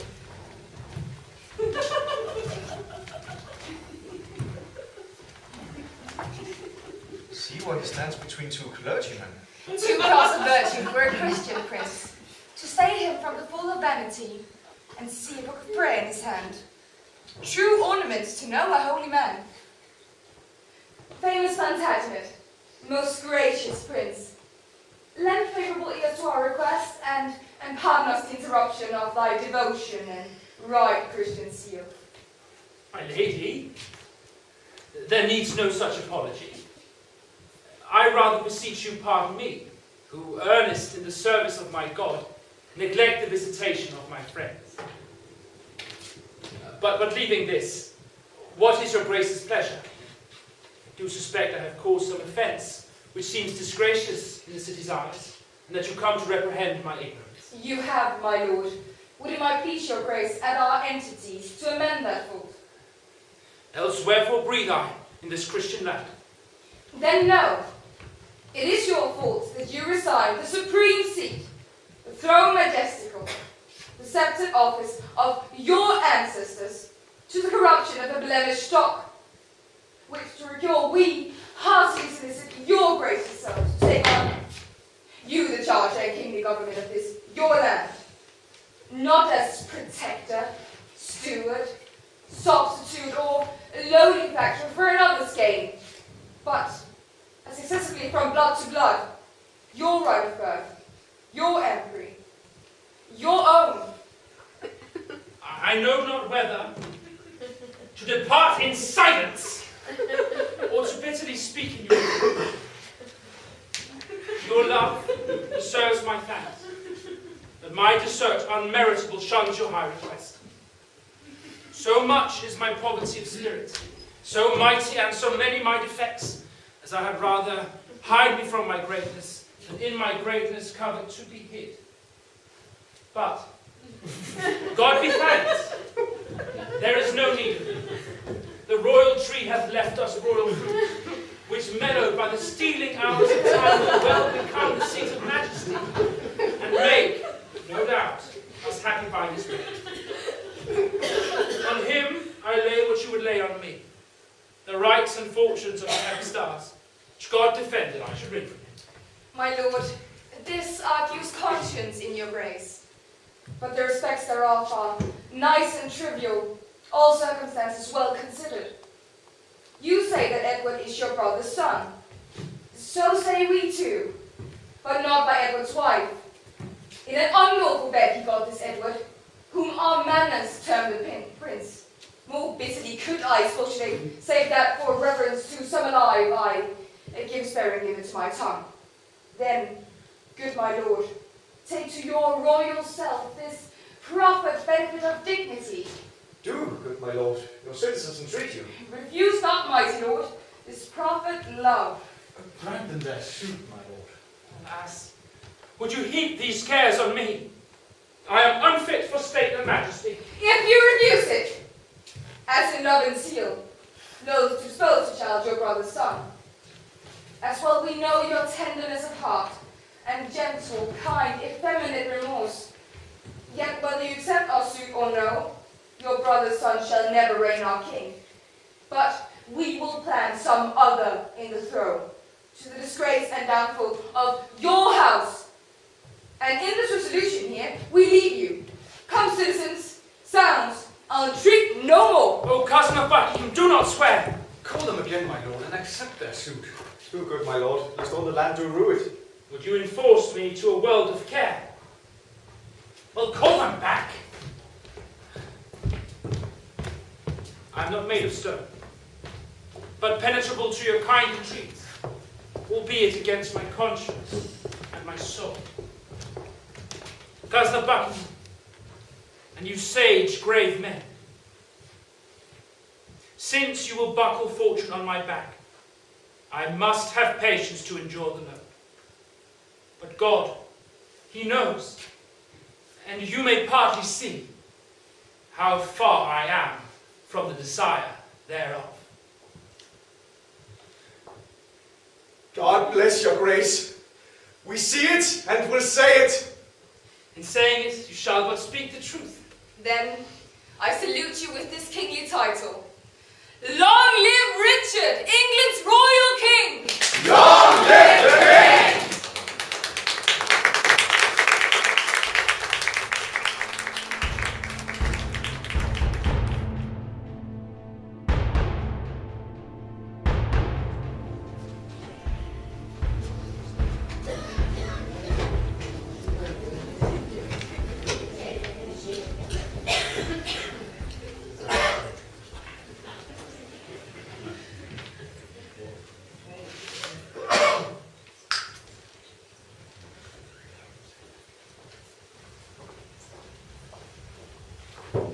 Who meets us here?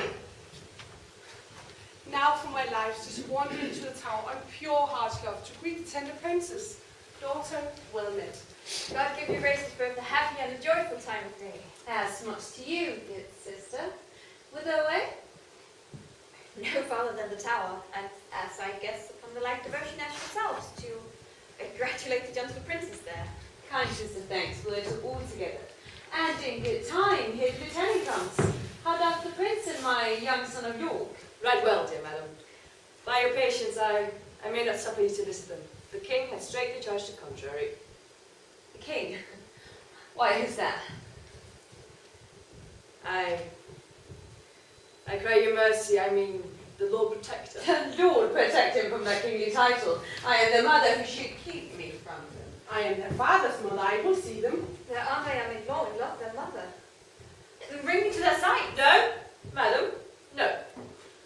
I may not leave it so, for I am bound by oath, and therefore pardon me.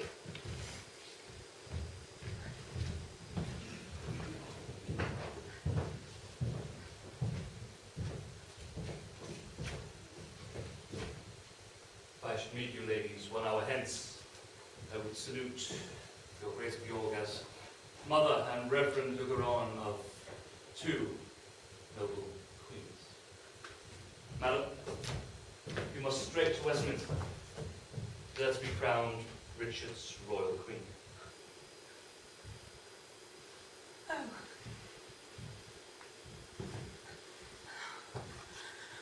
Oh, cut my face in sunder, that my pen heart bears from scope to bead, or else I swoon with this death-killing news. These spiteful tidings. Unpleasing news. Be of good cheer.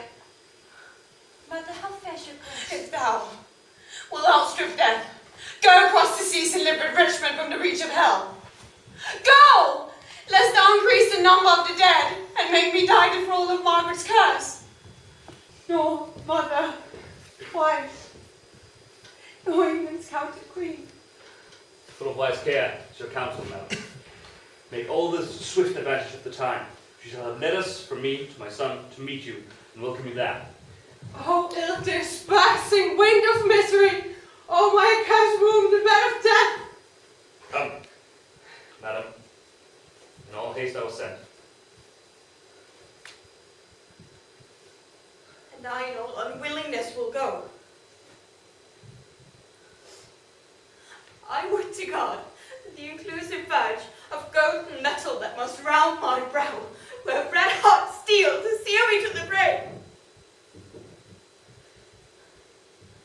Anointed let him be with deadly venom, and die.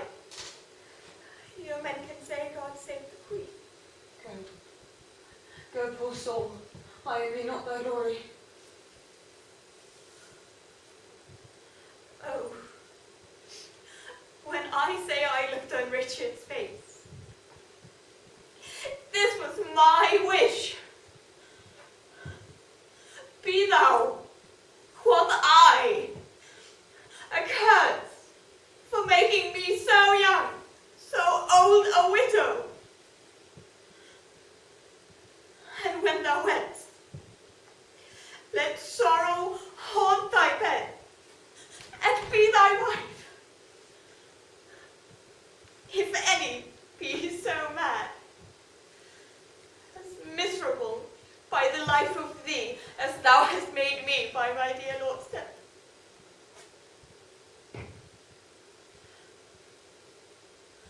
Lo, here I can repeat this curse again. Even if so short a space, my woman's heart grossly grew captive to his honey words, and proved the subject of my own soul's curse. Farewell, thou woeful welcomer of glory. Adieu, poor soul that takest thy leave of thee. Go thou to Richmond, and good fortune guide thee. Go thou to Richard, and good angels guard thee. Go thou to sanctuary, and good thoughts possess thee. I to my grave, where peace and rest lie with me. 50 odd years of sorrow have I seen, and each hour's joy wet with nicotine. Stay! Yet, look back with me onto the tower. Rude, ragged nurse, old sullen playfellow for tender princes. Use my babies well. So foolish sorrow bids your stones farewell.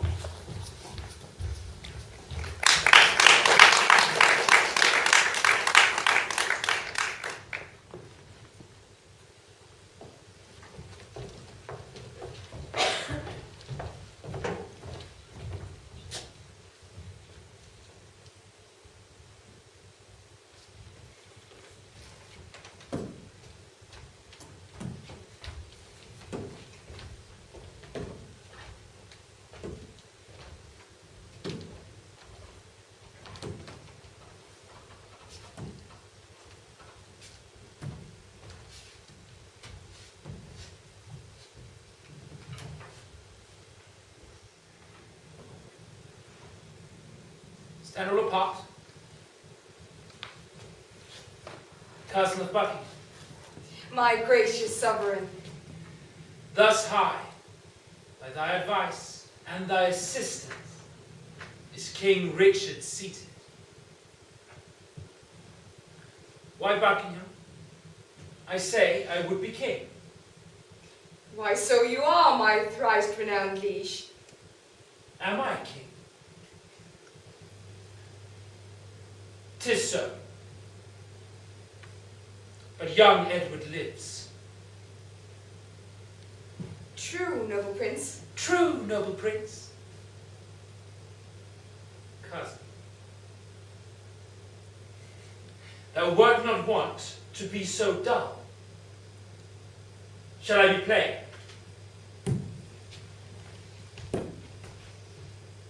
I wish the bastard's dead, and I would have it suddenly performed. What sayest thou? Your grace may do your pleasure. Tut tut. Thou art all ice. Thy kindness freezeth. Say, do I have thy consent that they shall die? Give me some breath. Some little pause, my lord, before I positively herein. I will resolve your grace immediately. The king is angry, see? He bites the lip. I will converse with iron-witted fools and unrespective boys. High-reaching Buckingham grows circumspect. You, My lord? knowest thou not any whom corrupting gold would tempt unto a close exploit of death? My lord, I know a discontented gentleman, whose humble means match not his haughty mind. Gold were as good as 20 orators, and will, no doubt, tempt him to anything. His name, my lord, is Tyrell. I partly know the man. Go, call him hither.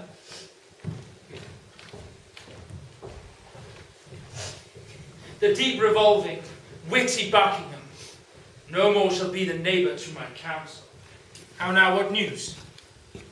Dorset is fled to Richmond, to those parts across the sea where he abides. Catesby, my lord. Rumour is abroad that Anne, my wife, is sick and like to die. thou dreamest. I say again, give out that Anne, my wife, is sick and like to die.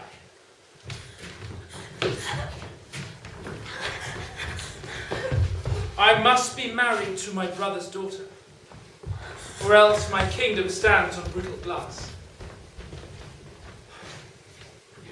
Murder her brothers and marry her, the uncertain way of gain. But I am in so far in blood that sin will pluck on sin. Tear falling pity dwells not in this eye. Is thy name Tyrell? James Tyrell, and your most obedient subject. Art thou indeed? Darest thou resolve to kill a friend of mine? Aye, my lord, but I'd rather kill an enemy. There thou hast it. 2 deep enemies.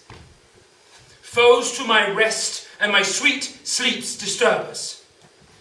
Tyrell, I mean those bastards in the tower. Then open means to come to them, and I shall soon rid you from the fear of them. Hark! Thou singest sweet music. Come hither. Go. By this token, rise and lend thine ear. 'Tis no more but this. Say it is done, and I will love thee, and prefer thee too. 'Tis done, my gracious lord.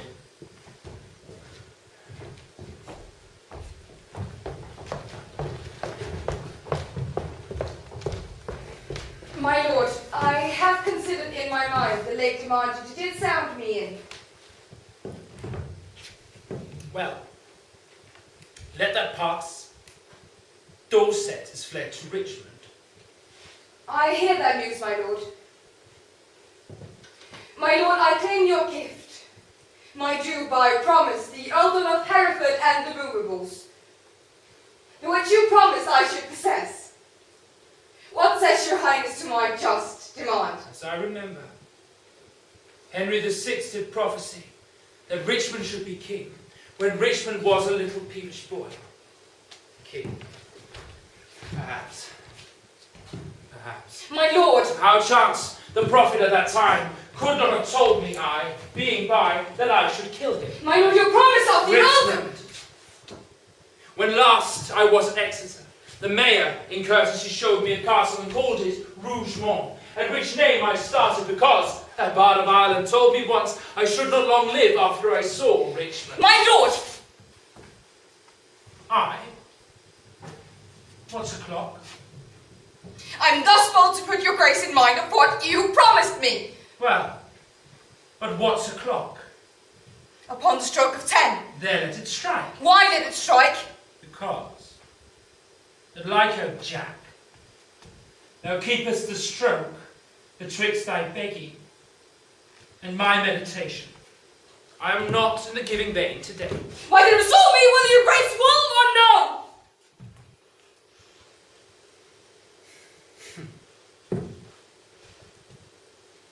Tut tut.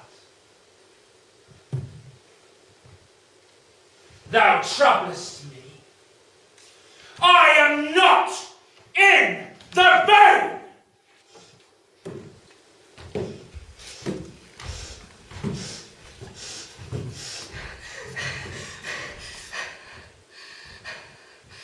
Is it even so? Rewards he my true service? Will serves he content? May I him king for this?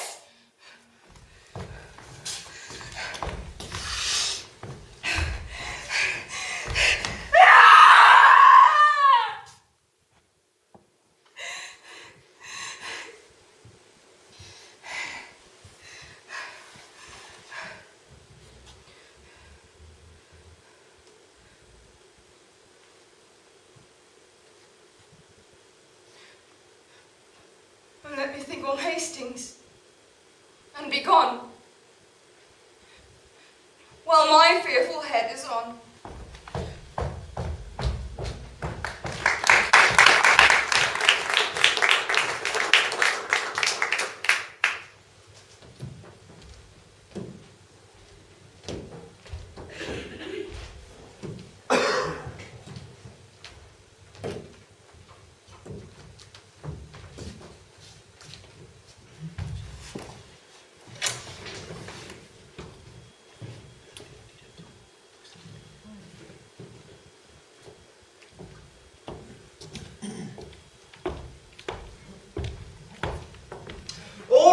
my sovereign liege.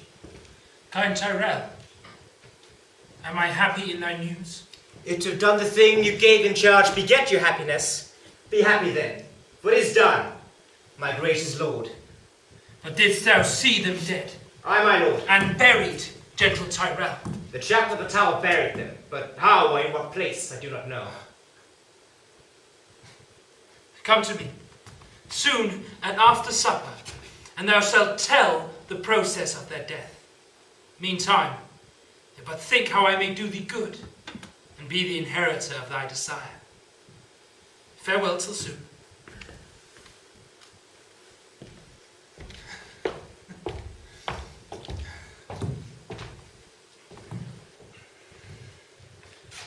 The son of Clarence have I pent up close. The daughter meanly have I matched in marriage. The sons of Edward sleep in Abraham's bosom, and Anne, my wife, hath bid the world good night. My lord? Good news or bad, that thou comest in so bluntly? Bad news, my lord. Ely is fled to Richmond, and Buckingham, backed by the hardy Welshmen, is in the field, and still her power increaseth. Richmond troubles me more near than Buckingham and her rash levied army. Come, muster men. My counsel is my shield. We must be brief when traitors brave the field.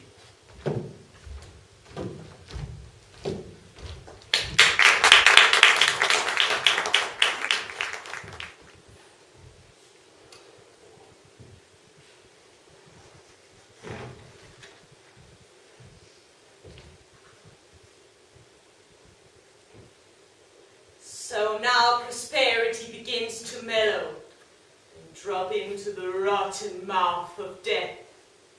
A dire induction am I witness to, and will to France, hoping the consequence will prove as bitter, black, and tragical. Withdraw thee, wretched Margaret. Who comes here? My young princess. Oh, my tender babes. My unblown flowers, nursery sweets.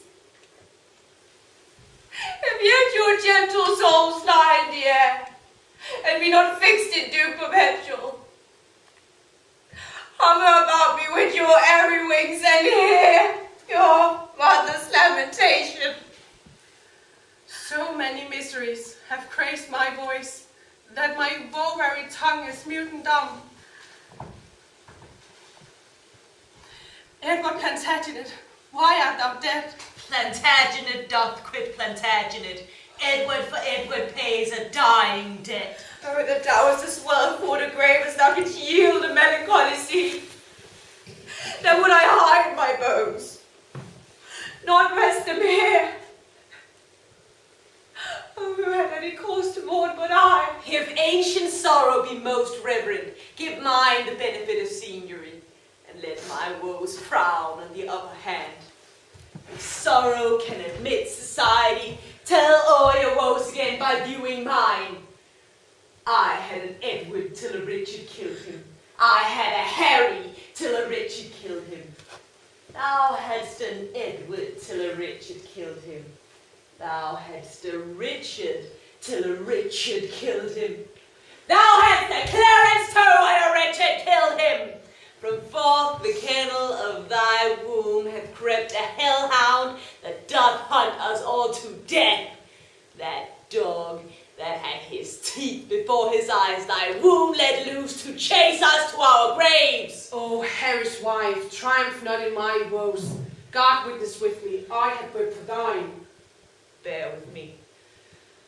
I'm hungry for revenge, and now I cloy me with beholding it. Thy Edward, he is dead, that stabbed my Edward. Thy other Edward dead. Thy Clarence, he is dead. And the beholders of this tragic play, the adulterate Rivers, Hastings, and Grey, untimely smothered in their dusky graves. Richard, yet lives. Hell's black intelligencer.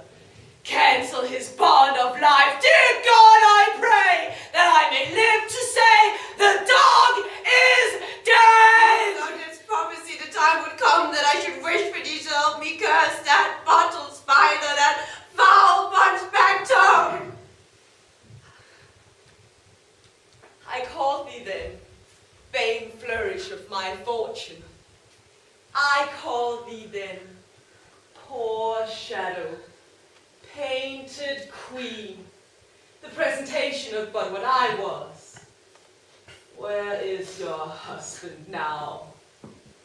Where be thy brothers? Where are thy children? Wherein dost thou joy? Who sues to thee and cries, God save the queen? Where be the bending peers that flatter thee? Where be the thronging troops that followed thee? Decline all this, and see what now thou art. Thus hath the course of justice wheeled about. Now thy proud neck bears half my burthened yoke, from which even here I slip my weary neck, and leave the burthen of it all on thee. Farewell, York's wife, and queen of sad mischance. These English woes will make me smile in France. Thou wilt still be curses. Stay a while and teach me how to curse mine enemies. Forbear to sleep the nights and fast the days. Compare dead happiness to living woe. Think that thy babes were fairer than they were, and he that slew them fouler than he is. Bettering thy loss will make the bad courser worse. Revolving this will teach thee how to curse. My words are dull. Thy woes will make them sharp and pierce, like mine.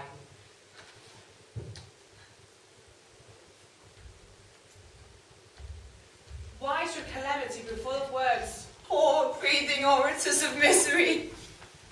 Let them have scope. Though what they do in part help not all, yet do they ease the heart. If so, then be not tongue-tied. Go with me, and in the breath of bitter words let smother my damned son, which thy two sweet sons smothered. I hear his drum.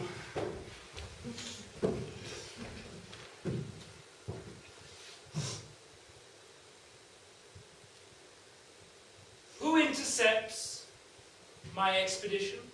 Oh, she that might have intercepted thee by strangling thee in her cursed womb. From all these slaughters, wretch that thou hast done.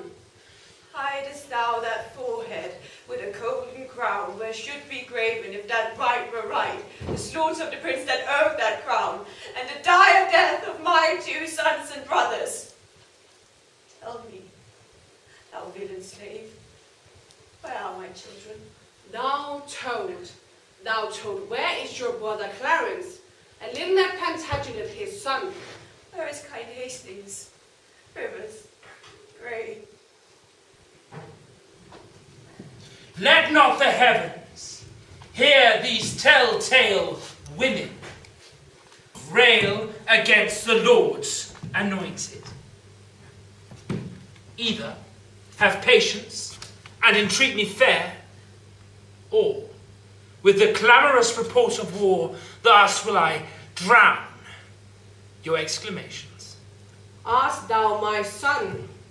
I thank God, my father, and thyself. Then patiently hear my impatience. Be brief, mother, for I'm in haste. Art thou so hasty?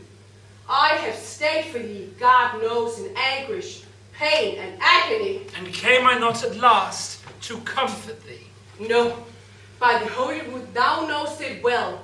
Thou camest on earth to make the earth my hell. A grievous burden was thy birth to me. Tetchy and wayward was thy infancy. Thy school days, frightful, desperate, wild and furious. Thy prime of manhood, daring, bold and venturous.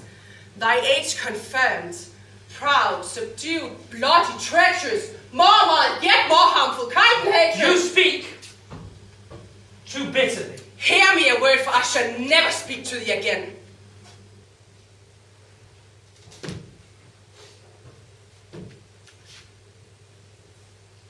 So, either thou wilt die by God's just ordinance, ere from this wall thou turn a conqueror, or I with grief and extreme age shall perish and never look upon thy face again. Therefore, take with thee my most heavy curse, which in the day of battle tire thee more than all the complete armor that thou wearest.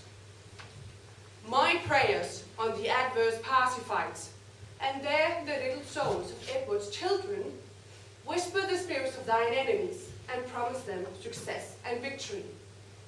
Bloody thou art, bloody will be thy end. Shame serves thy life, and doth thy death attend. Though far more coarse, yet much less spirit to curse abides in me. I say amen to all. Stay, madam, for I must speak a word with you. I have no more sons of the royal blood for thee to slaughter. For my daughters, Richard, they should be praying nuns, not weeping queens. Therefore, level not to hit with their lives. You have a daughter called Elizabeth, virtuous and fair, royal and gracious. And must she die for this? Oh, let her live. And I'll corrupt her manners, stain her beauty, slander myself as false to ever spend. Wrong not her blood. She is of royal birth. To save her life, I'll say she's not so. Only in her blood is her life secure. And only in that safety died her brothers. Madam, you speak as if that I had slain my cousin. Cousins, indeed, and by uncle cousins, of comfort, kindred, freedom, life, whose hands overlapped their tender hearts, thy head, all indirectly gave directions. No doubt the murderous knife was dull and blunt until it was whetted unto thy stone-hard heart to revel in the entrails of my lambs. Madam, I intend more good to you and yours than ever you or yours were by me wronged. What good is covered by the face of heaven to be discovered can do me good? The advancement of your children, gentle lady. Up some scaffold, there to lose their heads? No. To the dignity and heights of honour. Tell me, what state, what dignity, what honour canst thou demise to any child of mine? Be brief, lest there be process of thy kindness thus longer telling than thy kindness' estate. Then know that with my soul I love thy daughter, and mean to make her Queen of England. And who dost thou know shall be her king? Even he that makes her Queen. Who should be else? What? Thou? I? Even I? What think you of it, madam? How canst thou woo her? That would I learn of you, as one that are best acquainted with her humour. And wilt thou learn of me? Madam, with all my heart. Send to her, by the man that slew her brothers, a pair of bleeding hearts, and thereon engrave Edward and York. Then happily she will weep. Therefore, present to her a handkerchief which, say to her, did drain the purple sap from her sweet brother's body, and bid her dry her weeping eyes therewith. If this inducement force her not to love, send her a story of thy noble acts. Tell her how thou madest away Uncle Clarence, Uncle Rivers, yet for her sake, made us quick conveyance with her good Aunt Anne. Come, come. You mock me. That is not the way to win our daughter. There is no other way unless thou couldst put on some other shape and not be Richard that have done all this. Say that I did all this for love of her. Nay, that she cannot choose but hate thee, having bought love with such a bloody spoil. Look, what is done cannot be now amended. Men shall deal unadvisedly sometimes, which after hours give leisure to repent. If I did take the kingdom from your sons, I'll give it to your daughter. If I did kill the issue of your womb, to quicken your increase, I'll beget my issue of your blood on your daughter. The loss you have is but a son being king. And by that loss, your daughter is made queen. I cannot give you what amends I would. Therefore accept such kindness as I can.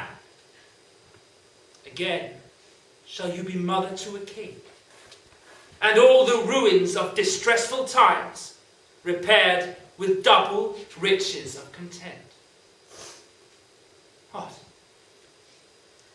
We have many goodly days ahead. Therefore go, my mother, to thy daughter. Go make bold her bashful years with your experience. Prepare her ears to hear a wooer's tale. Put in her tender heart the aspiring flame of golden sovereignty. Acquaint the princess with the sweet, silent hours of marriage joys. When this arm of mine hath chastised that petty rebel, dull-brained Buckingham, bound in triumphant garlands will I come, and lead thy daughter to a conqueror's bed. What were I best to say? Her father's brother would be her lord? Shall I say her uncle? Or he that slew her brothers and her uncles? Under what title shall I woo for thee that God, the law, my honour and her love can make seem pleasing to her tender years? Infer fair England's peace by this alliance. Which she shall purchase with still lasting war. Say that I will love her everlastingly. But how long shall that title ever last? Sweetly, in force unto her fair life's end. But how long fairly shall the sweet life last? So long as heaven and nature lengthens it. So long as hell and Richard likes of it. Your reasons are too shallow and too quick. No! My reasons are too deep and dead. Too deep and dead. Poor infants in their grave. Harp not on that string, madam. That is past. Harp on it still shall I till heartstrings break. Why then, I swear by God. God's wrong is most of all.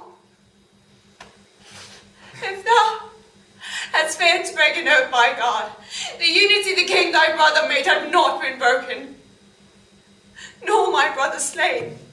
If thou hadst failed to break an oath by God, the imperial metal now circling thy brow had graced the tender temples of my child, and both the princes had been breathing here, which thou, two tender playfellows to dust, thy broken fate had made a prey for worms. What canst thou swear by now?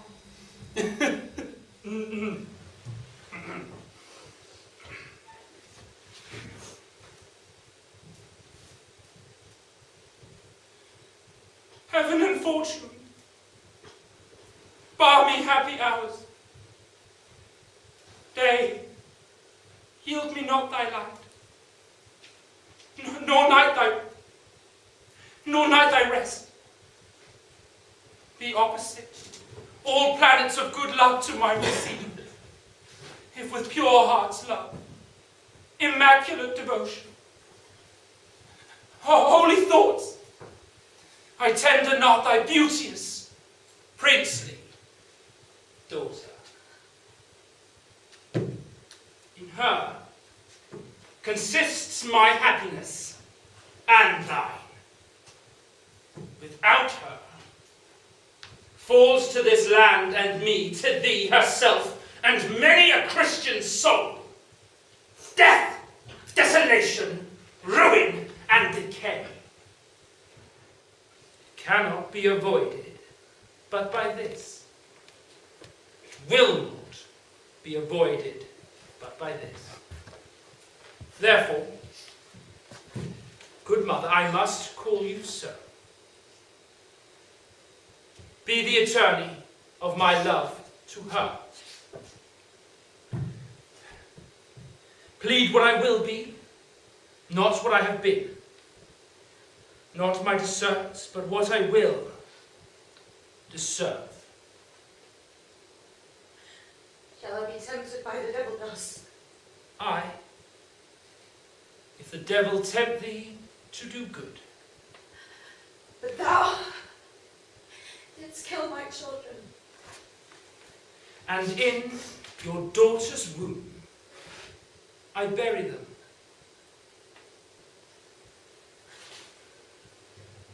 Shall I go win my daughter to thy will?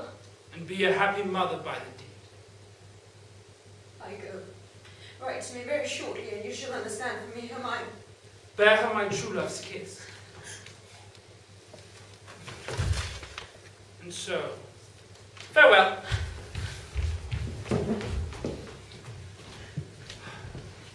Relenting fool, shallow, foolish woman. How now? What news? My gracious sovereign, on the western coast rideth a Pusong navy to the shore. Throng many doubtful, hollow-hearted friends, unarmed and unresolved to beat them back. 'Tis thought that Richmond is their admiral, and there they hold, expecting but the aid of Buckingham to welcome them ashore. Some lightfoot friend, post to the Duchess of Norfolk. Thyself, Catesby. Where is he? Catesby! Here, my lord. Catesby, fly to the Duchess. Bid her levy straight the greatest strength and power she can make, and meet me presently at Salisbury. I go.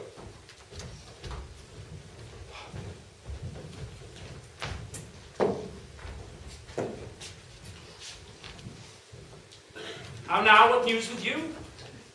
None good, my lord, to please you with the hearing, nor none so bad as may well be told. Hoyday, a riddle. Neither good nor bad. Why dost thou run so many mile about, when thou mayst tell thy tale a nearer way? Once more, what news?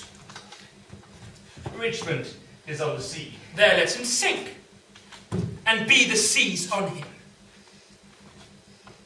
White-livered runagate, what doth he there? I know not, mighty sovereign, but by guess. Well, sir, as you guess, Stirred up by Dorset, Buckingham and Ely, he makes for England, there to claim the crown.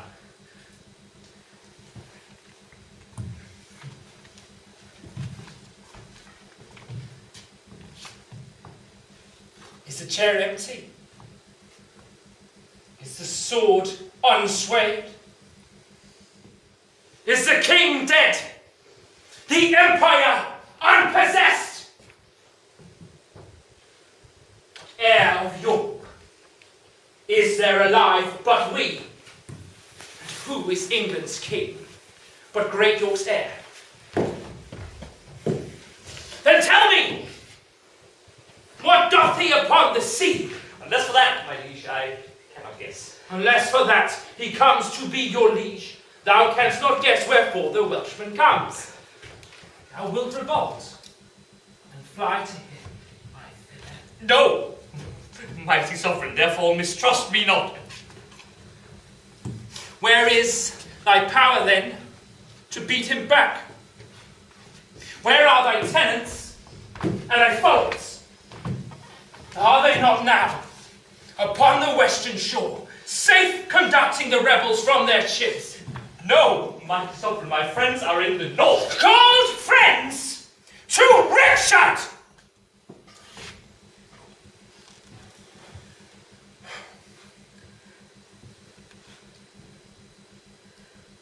What do they in the north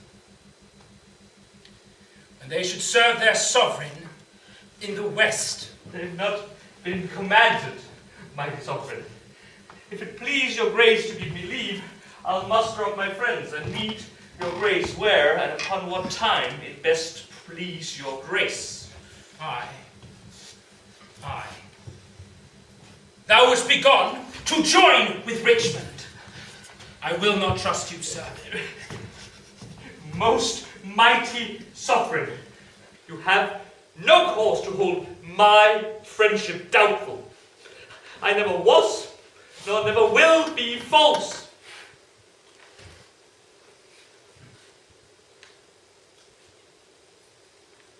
Well, go muster men. But hear you, leave behind your son, George Darby. Look that your faith be firm, or else his head's assurance is but frail. So deal with him as I prove true to you.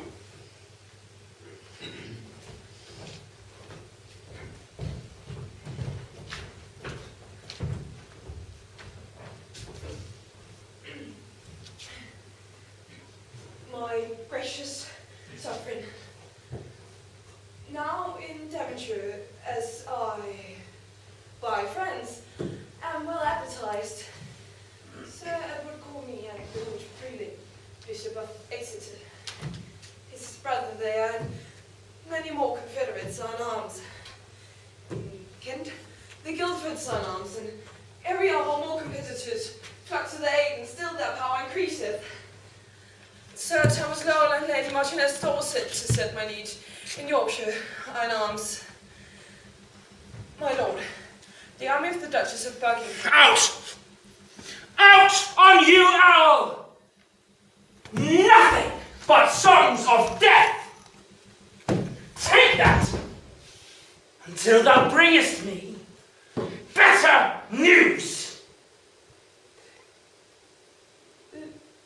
The news I have to tell your majesty is that by sudden floods and fallen waters, Buckingham's army is dispersed and scattered, and she has all wandered away alone. No man knows whither. Here is my purse to cure that blow of thine.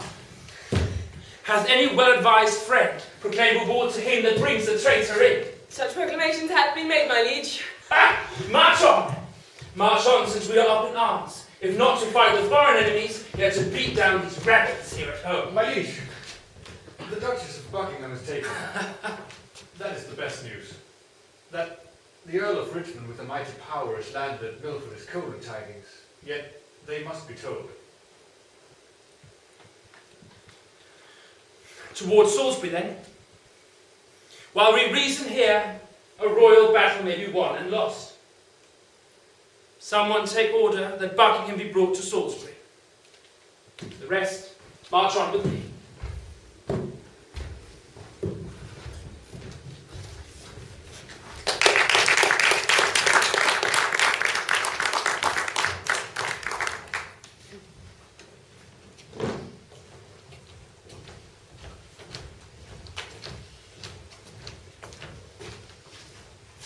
Lord Cardinal, tell Richmond this from me, that in this sty of this most bloody boar is my son, George Darby, franked up and hold. If I revolt, off goes young George's head. The fear of this withholds my present aid. But what of Richard? Where is he? At Pembroke, or at Hertford, Western Wales. And what men of name resort to him? Sir Walter Herbert, a renowned soldier, Sir Gilbert Talbot, Sir William Darby, Oxford, Dr. Pembroke, Sir James Blunt, and Mr. Thomas with the valiant crew, and many more of noble fame and worth, and towards London they do bend their cause, if, by the way, they be not fought withal. Good, good. Return unto thy lord. Tell him from me that the queen hath heartily consented for him to espouse her daughter, Elizabeth. These letters shall resolve him of my mind. Go.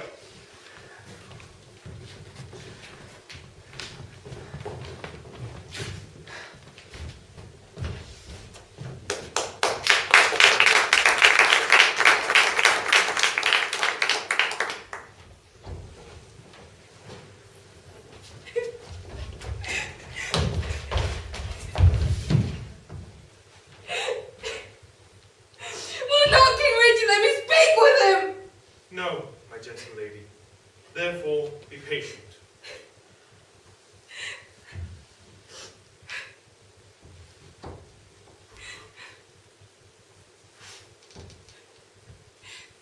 Hastings and Edward's children, Rivers, Grey, and all that I have miscarried by underhand, corrupted, foul injustice. If that your moody, discontented souls do through the clouds behold this present hour, even for revenge mock my destruction. This is All Souls' Day, fellow, is it not? It is, my lady. Why then, All Souls' Day is mine, what is doomsday? This All Souls' Day to my fearful soul is the determined respite of my wrong. That high, all seer that I dallied with, have turned my vain prayer on my head, and given in earnest what I begged in jest. Thus doth he force the swords of wicked men to turn their own points on their masters' bosoms.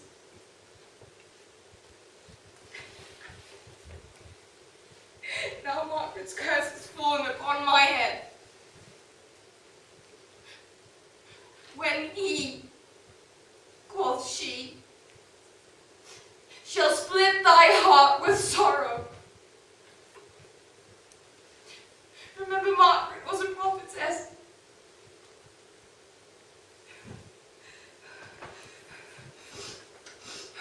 Come, sirs, convey me to this block of shame. The wrong hath but wrong, and blame the due of blame.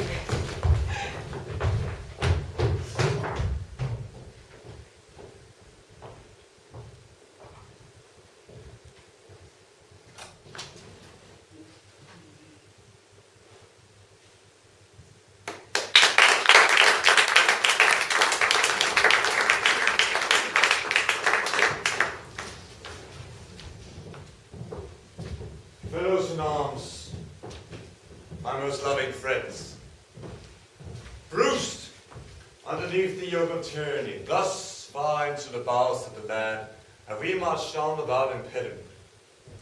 And here receive we from our father Darby lines of fair comfort and encouragement. The wretched, bloody, usurping boor spoiled your summer fields and fruitful vines, swills your warm blood like wash, and makes his trough in your emboweled bosom. This foul swine lies now even to the center of this isle, near the town of Leicester, as we know it from Tamworth, with us but one day's march. In God's name, cheerly on, courageous friends, to reap the harvest of perpetual peace by this one bloody trial of sharp war. man's conscience is 1,000 swords to fight against that bloody homicide.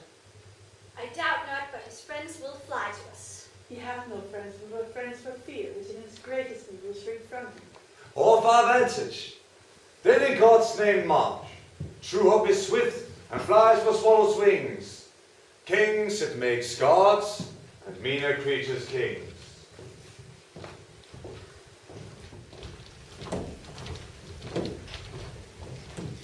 Here pitch our tents. Even here at Bosworth Field. My Lady of Norfolk. Here. Norfolk. We must have knocks, must we not? We must both give and take, my gracious lord. Up with my tent there. Here will I lie tonight. But where tomorrow? Well, all's one for that. Who hath described the number of the foe? 6,000 or 7,000 is their utmost power. Why? Our battalion trebles that account. Besides, the king's name is a tower of strength, which they upon the adverse party want. Valiant gentlemen, let us survey the vantage of the field. Call for some men of sound direction. Let us want no discipline, make no delay. For lords, tomorrow is a busy day.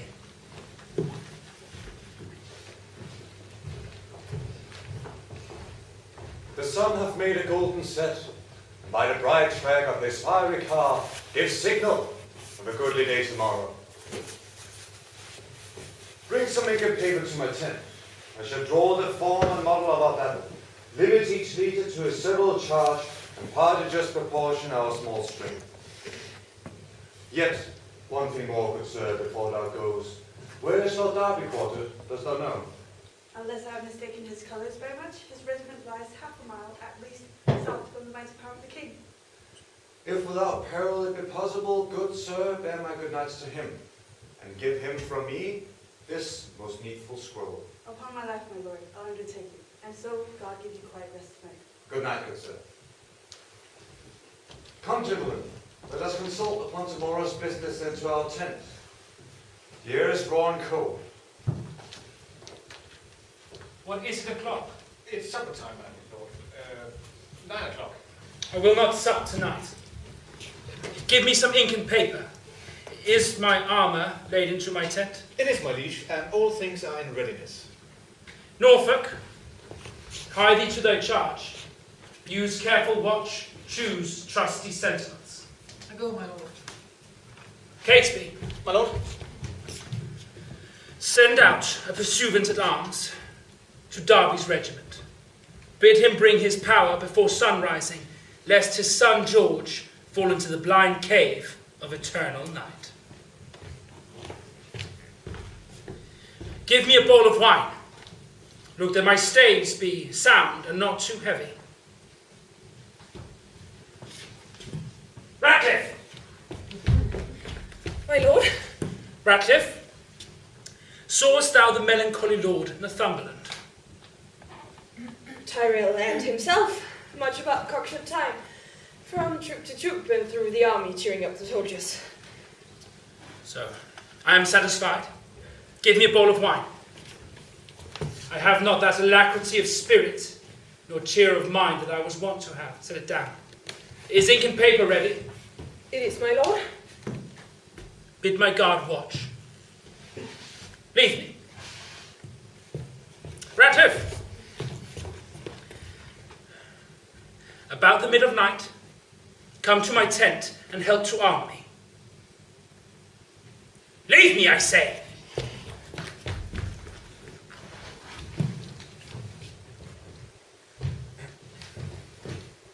Fortune and glory sits on your helm. All comfort that the dark night can afford beats that person of the father-in-law. Tell me, how fares the loving mother? I, by eternity, bless thee from thy mother, who prays continually for Richmond's good. But so much for that. The silent hour steals on, and flaky darkness breaks within the east. In brief, for so the season bids us be, prepare thy battle early in the morning, and set your fortune to the arbitrament of bloody strokes and mortal starring war. I, as I may, that which I would, I cannot, with best advantage will deceive the time and aid thee in this doubtful shock of arms. Yet, on thy side, I may not be too forward, lest being seen, your brother, said George, be executed in his father's sight. Farewell. Leisure and the fearful time cuts off these ceremonious vows of love and ample interchanges of sweet discord that so long-sundered friends should dwell upon. God, give us leisure for these rites of love. Once more, adieu. Be valiant, speed well. Kind lords, conduct him to his regiment. I shall strive with troubled thoughts to take a nap, lest leaden slumber pies me down tomorrow, where I should mount with wings of victory. Once more, kind lords and gentlemen, good night.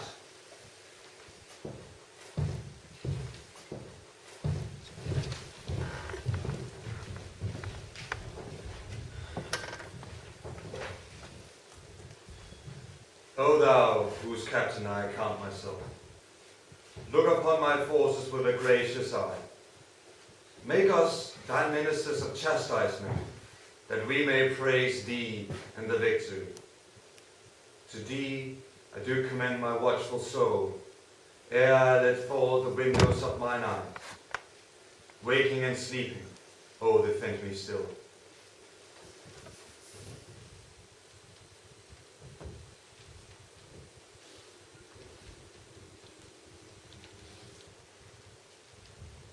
Let me sit heavy on thy soul, I that was washed to death by fulsome wine.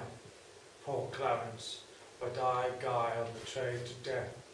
Tomorrow in battle, think on me, and fall thy edged sword, despair and die. Let me sit heavy on thy soul tomorrow, Rivers who died at Pomfrey Castle, despair and die. Think upon Grey, and let your soul despair. Bloody and guilty, guiltily awake, and in a bloody battle in thy days. Think on Lord Hastings, despair and die. Dream on thy cousin smothered in the tower. Let us live within thy bosom, Richard, and weigh thee down to ruin, shame, and death. Thy nephew's souls bid thee despair and die. Richard, thy wife, that wretched and thy wife, never slept a quiet hour with thee. Now fill your sleep with perturbation. Tomorrow in the battle think on me, and fall thy edgeless soul, despair and die.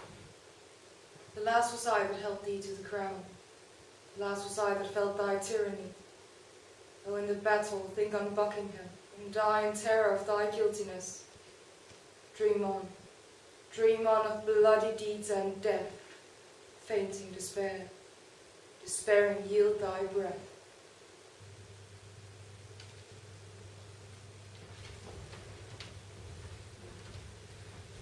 Give me another horse. Bind up my wounds.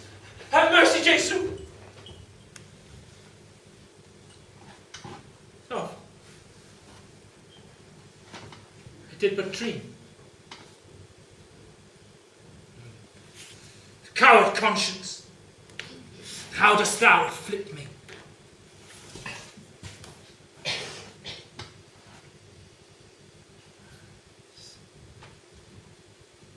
The lights burn blue.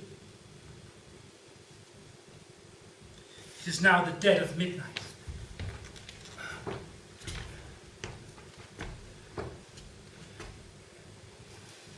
Cold, fearful drops stand on my trembling flesh. What should I fear?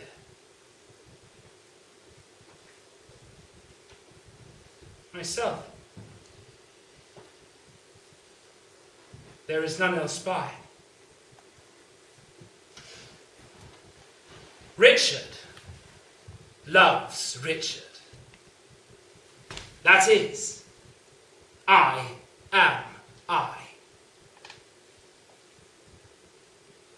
Is there a murderer here? No. Yes. I am. Then fly. What? From myself.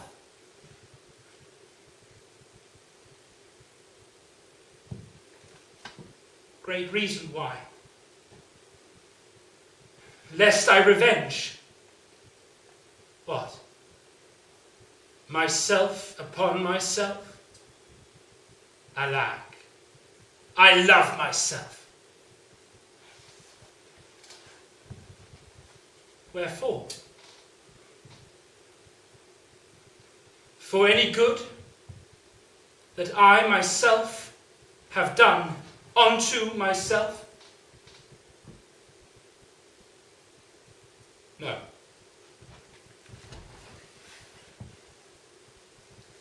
I rather hate myself. For hateful deeds committed by myself. My conscience hath 1,000 several tongues, and every tongue brings with it a several tale, and every tale condemns me for a villain. Perjury. Perjury in the highest degree.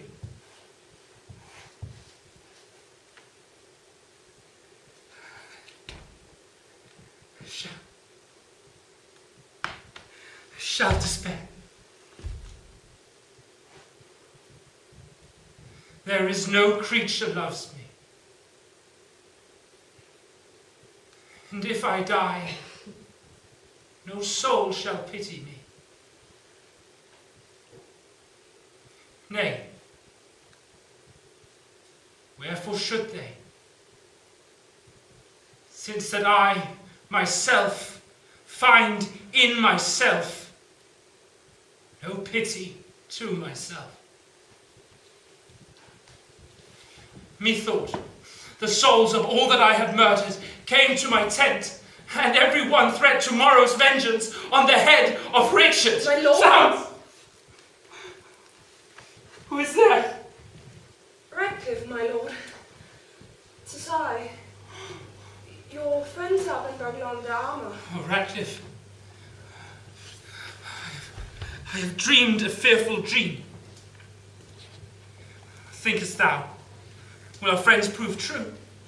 No doubt, my lord. Ratcliffe, I fear. Nay, good my lord, be not afraid of shadows.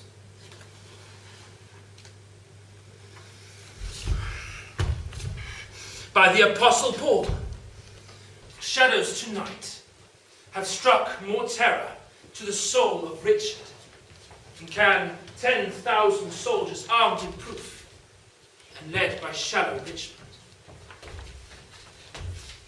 Good morrow, Richmond. How have you slept, my lord? The sweetest sleep and fairest boding dreams that ever entered into a drowsy head I had since your departure, my lords. It felt as though the souls whose bodies Richard murdered came to my tent and cried on victory. How fine to morning is it, lords? Upon the stroke of 4. Why then, 'tis time to arm and give direction. Arm, my lord. The foe wants in the field. Call up Lord Derby's regiment, bid him bring his power. Good direction, warlike sovereign. Let not our babbling dreams affright our souls.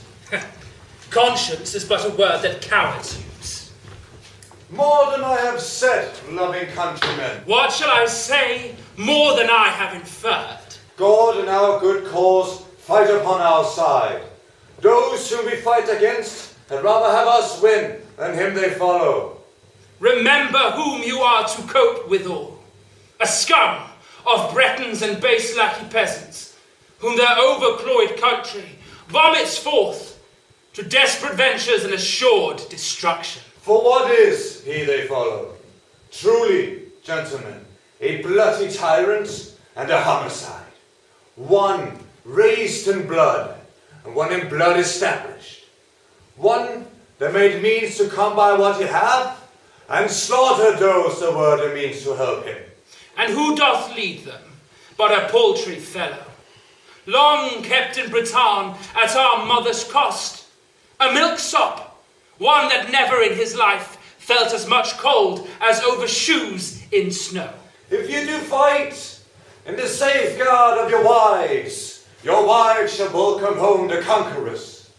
If you do free your children from the sword, your children's children quit it in your age. If we be conquered, let men conquer us, and not these bastard Bretons.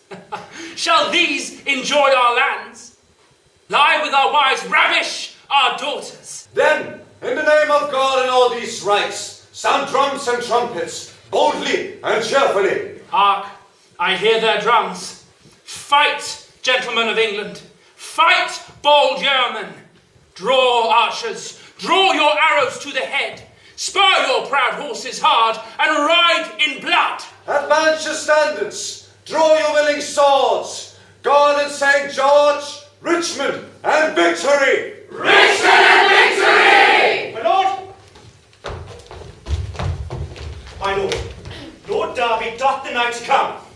Off with his son George's head. My lord, the enemy is past the march.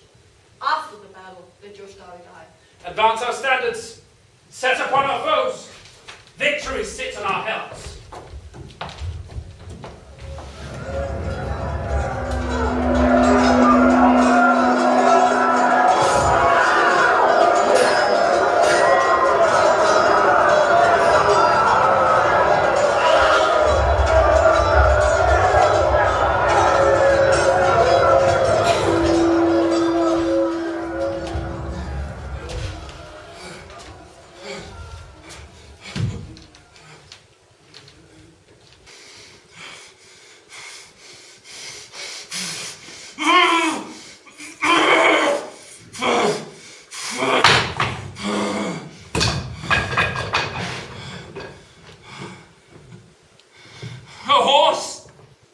A horse!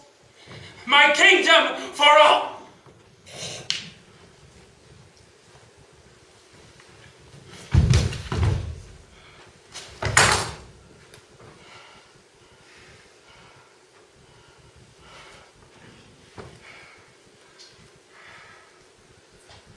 God and yours be praised, victorious friends. The day is ours. The bloody dog is dead. Now, Richmond, this long usurped royalty, wear it, use it, make much of it. England hath long been mad and scarred herself. The brother blindly shed the brother's blood. The father rashly slaughters his own son. All this divided York and Lancaster. Oh, now, let Richmond and Elizabeth, the true succeeders of each royal house, by God's fair ordinance conjoined together. And God, if thy will be so, let theirs enrich the time to come, with smooth-faced peace, with smiling plenty, and fair prosperous days. Now civil wounds are stopped, peace lives again, that she may long live here, God say amen.